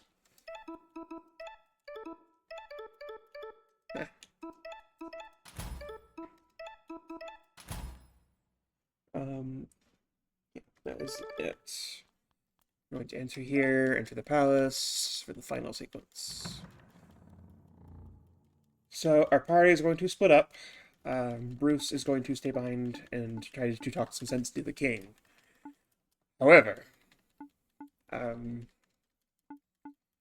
mentioned earlier that the king just running away and leaving everyone to die was Leo's final straw. I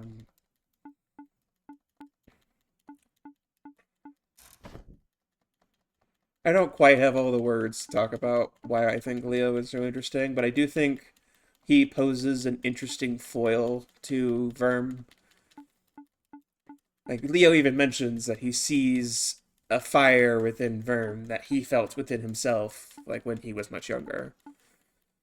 A fire that he kind of had to stamp out, because that was like a fire of change. And in this kingdom where change is frowned upon, to say the least, he had to extinguish that flame and just comply with the system until it's just boiled over to a point where he just couldn't hold it in anymore. And yes, he kills the king.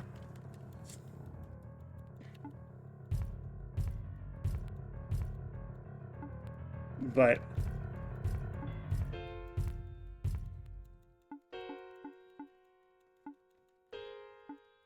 yeah, words.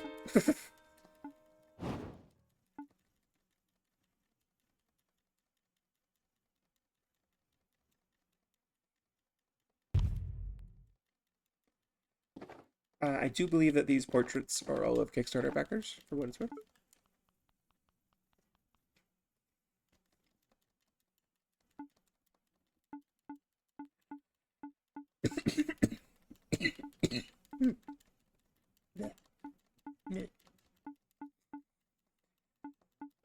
Yeah, so this is where our party splits up. Verm is going to confront the king, and the rest of the party is going to stop Excalibur, which is the name of the warhead.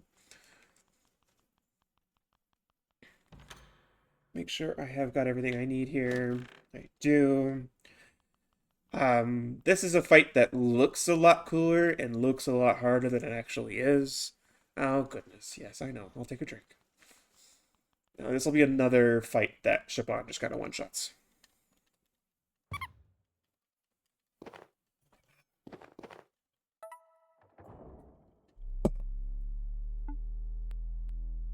I guess take another drink of water.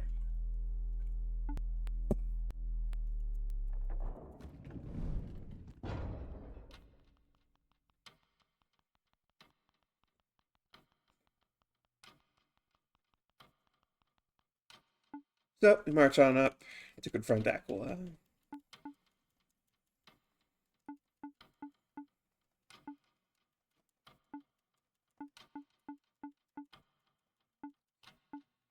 And Aquila says he doesn't need to stop us, he only needs to delay us. This is where he reveals that despite his appearances, Aquila is actually buff as shit. We're going to overclock here. And then we're going to shield break. And then we're going to encore Shaban. This is also the best song in the game, by the way. This song rules. Our planet faces an And then we're going to overclock again. We must act. Time is running out. And we're going to overclock again. We're going to give the mushroom to Shaban.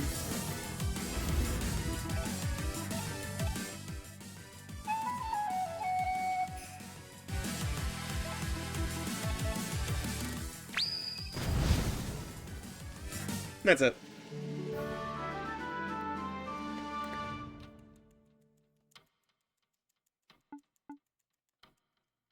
Fight's cool as hell. It's just also really easy. So yeah, the bomb cannot be stopped. They broke Aqua had broken the mechanism for it's gonna detonate regardless. But what they can do is at least destroy the launching mechanism. So we're gonna go ahead and do that.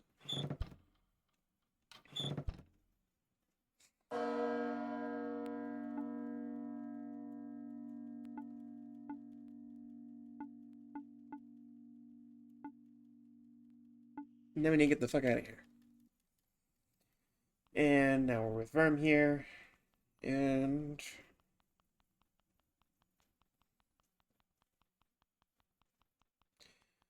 so when we were given our tail, we were actually given a new ability called Nimblefoot. An ability that's mostly kind of useless, except for this one particular instance. So this is our refight with our refight here with Leo.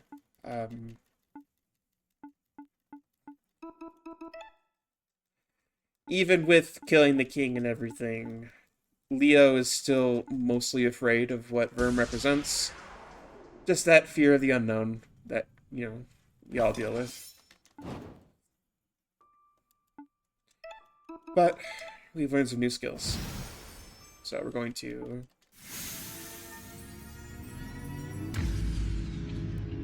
use Nimblefoot and dodge. And then we're going to rage and cleave.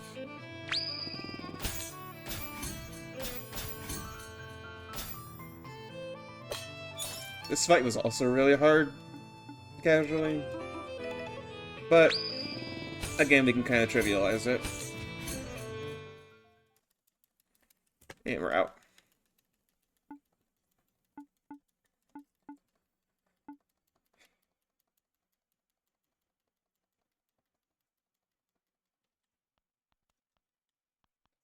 Forgot that was kind of just a... He just kind of quietly passes. Alrighty, so we have our final sequence here. We're not doing it without our friends, obviously. And we got our little last level up here, and we're going to go ahead and change our equipment up here. We're going to give the mushroom to Verm. And give the helmet to Shaban. And then we're going to level up here. We're going to get that Berserk there, and give Shaban an extra bit of HP. We do not actually care about Gwen or... I'm going to flip over to my last page of notes here and head to the final boss. So this is the only other fight in the game that can really screw me with RNG. This one in particular is really bad.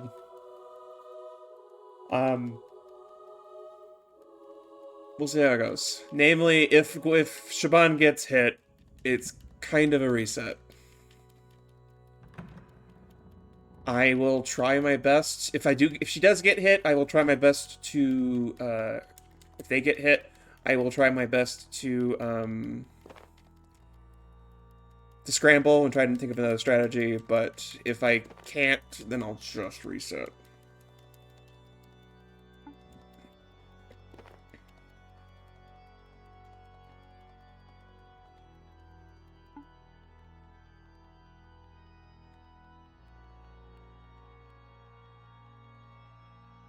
I just love how this sequence looks, by the way. Like, it declares itself hell, and it fucking looks like it.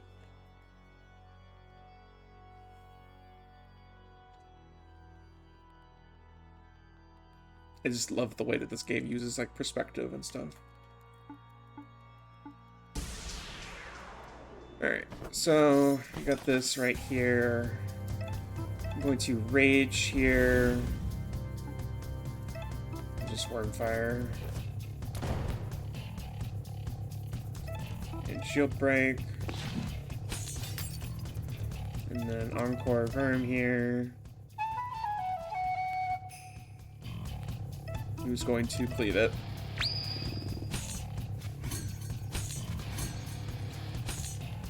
And that's that sequence done. We destroyed the smoke machine. That's the first part of the fight. Now we fight God.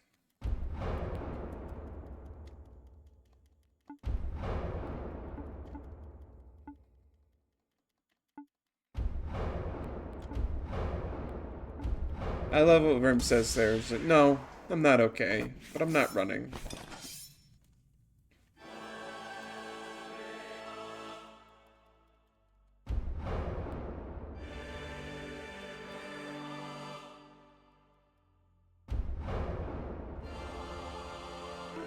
Alright, we're going to give the mushroom to Shaban.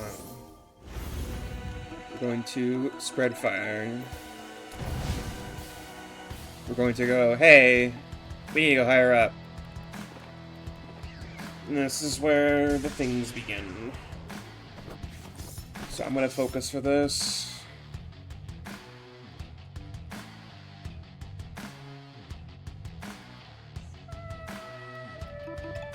We're going to give the potion to Shaban. Shaban is going to overclock twice in a row.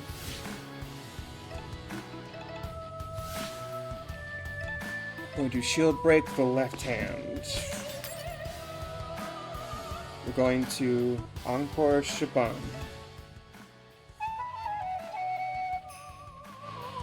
We're going to overclock to 4. We're going to hope that Shaban doesn't get hit. We're good. We're good. Cool. We're out of here. Mushroom to Shaban. We're going to overclock to 5. Going to shield break the other hand. We're going to encore Shaban here. And we're going to spread fire.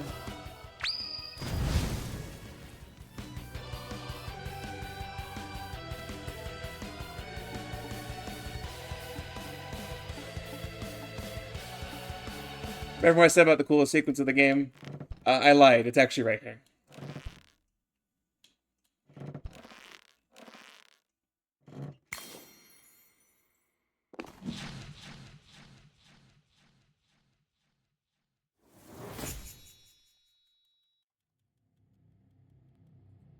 And something you may have noticed is like this special like visual effect that they do on the text that's spoken usually by like the predator animals.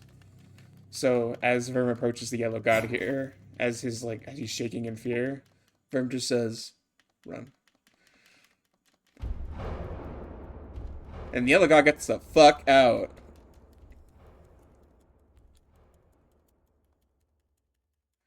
Also, by the way, guys, we're PBing tonight, so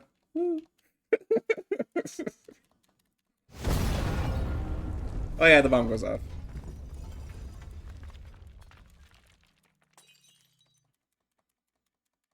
I was on PB pace last time I played this game too, and then I got hit in the final fight and had to reset.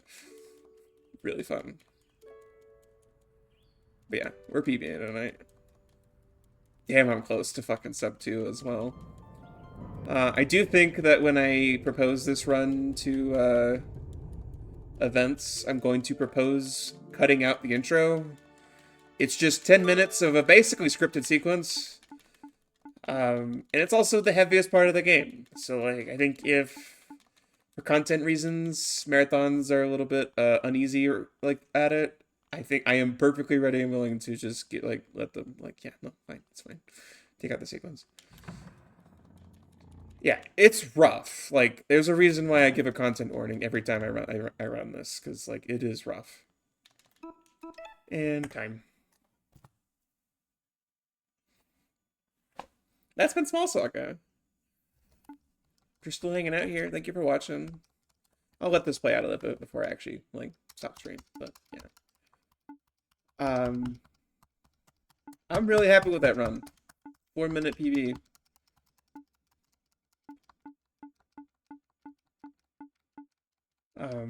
Here's another really good sequence here. It's just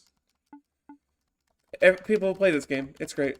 I can't really give the story full justice because I'm also trying to speedrunning it, and I like haven't played it casually in a bit. But like, whereas like Game of Thrones tried to do this and it sucked because that the final season sucked. When Verm stabs that fucking sword into that chair and just goes, "No one should sit in that thing." You know he fucking means it.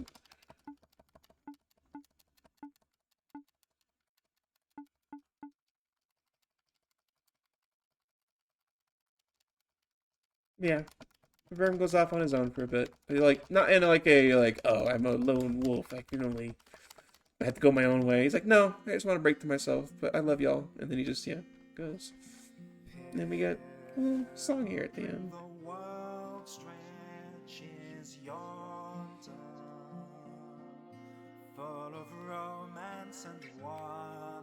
While this is playing, I'm going to go ahead and take a screenshot of my PP.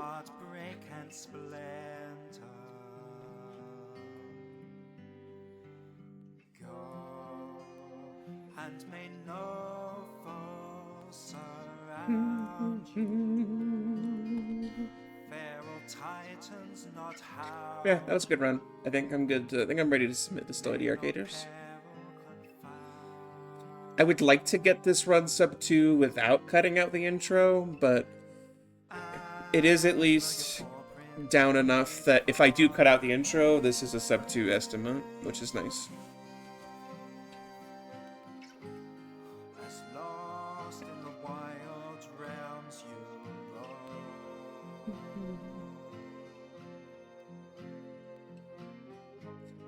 Mainly, I just gotta watch. I gotta go watch some other runs and just see, like, where am I losing time that I need to gain back, because I don't quite know where I'm losing time. Other than just, like, my menuing not being clean. And I did get, like, a little lost in the sewer sequence. I need to get better at memorizing that. But I don't quite see where, like, because I think the PB for I think the world record for this is, like, 150, in the mid-150s, I think. And I don't quite see how I'm getting close to that. World record might even be in, like, the 140s. Lost in the sewer sequence. Yeah, love that band.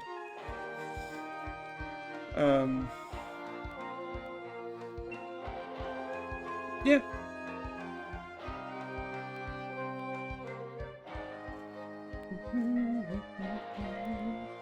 If you liked this run, first off, I'm submitting it to Lady Arcaders, so make sure to tune in for that when that shows up.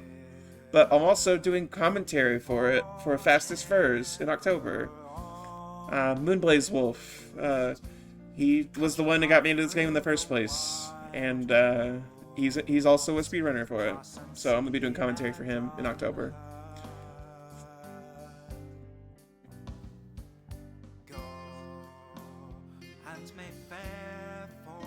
Yeah. It was actually his run at RPG in the Break that I watched to, like, write up my notes for the run. And then, of course, I, like, told him about it, and he's like, oh, yeah, like, here, have my notes. So I'm like, yeah, I probably should test that first, shouldn't I?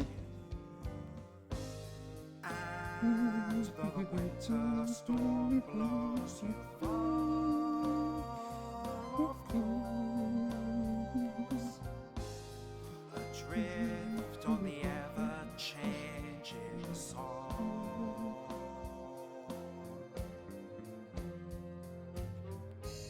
Still may the summer breeze see you find your tune. I do think I can get sub 2, though. That does seem pretty doable. 2 minutes is a lot when I don't quite know when I'm, like, what I'm really losing time to, but I do think sub 2 can be doable. It's just hard when the run is 2 hours long.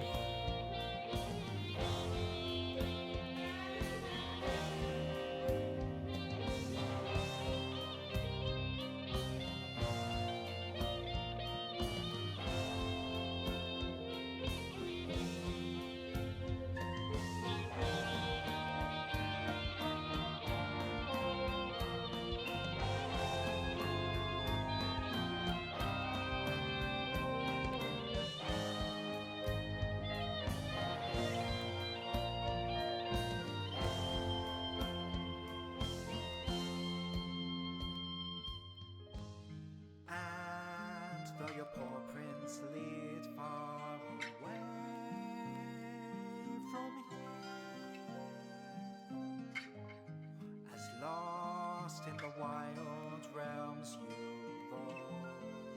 I guess the concern with giving a 2-hour estimate, even if I do cut out the intro here, is if the final boss decides to screw me, and I do have to reset, I probably still want to give some buffer time in the estimate. Any buffer time I would save from cutting out the intro probably goes towards making sure that I can complete the final boss. Because it would really suck if I, like, go over estimate because I got hit by the boss a bunch.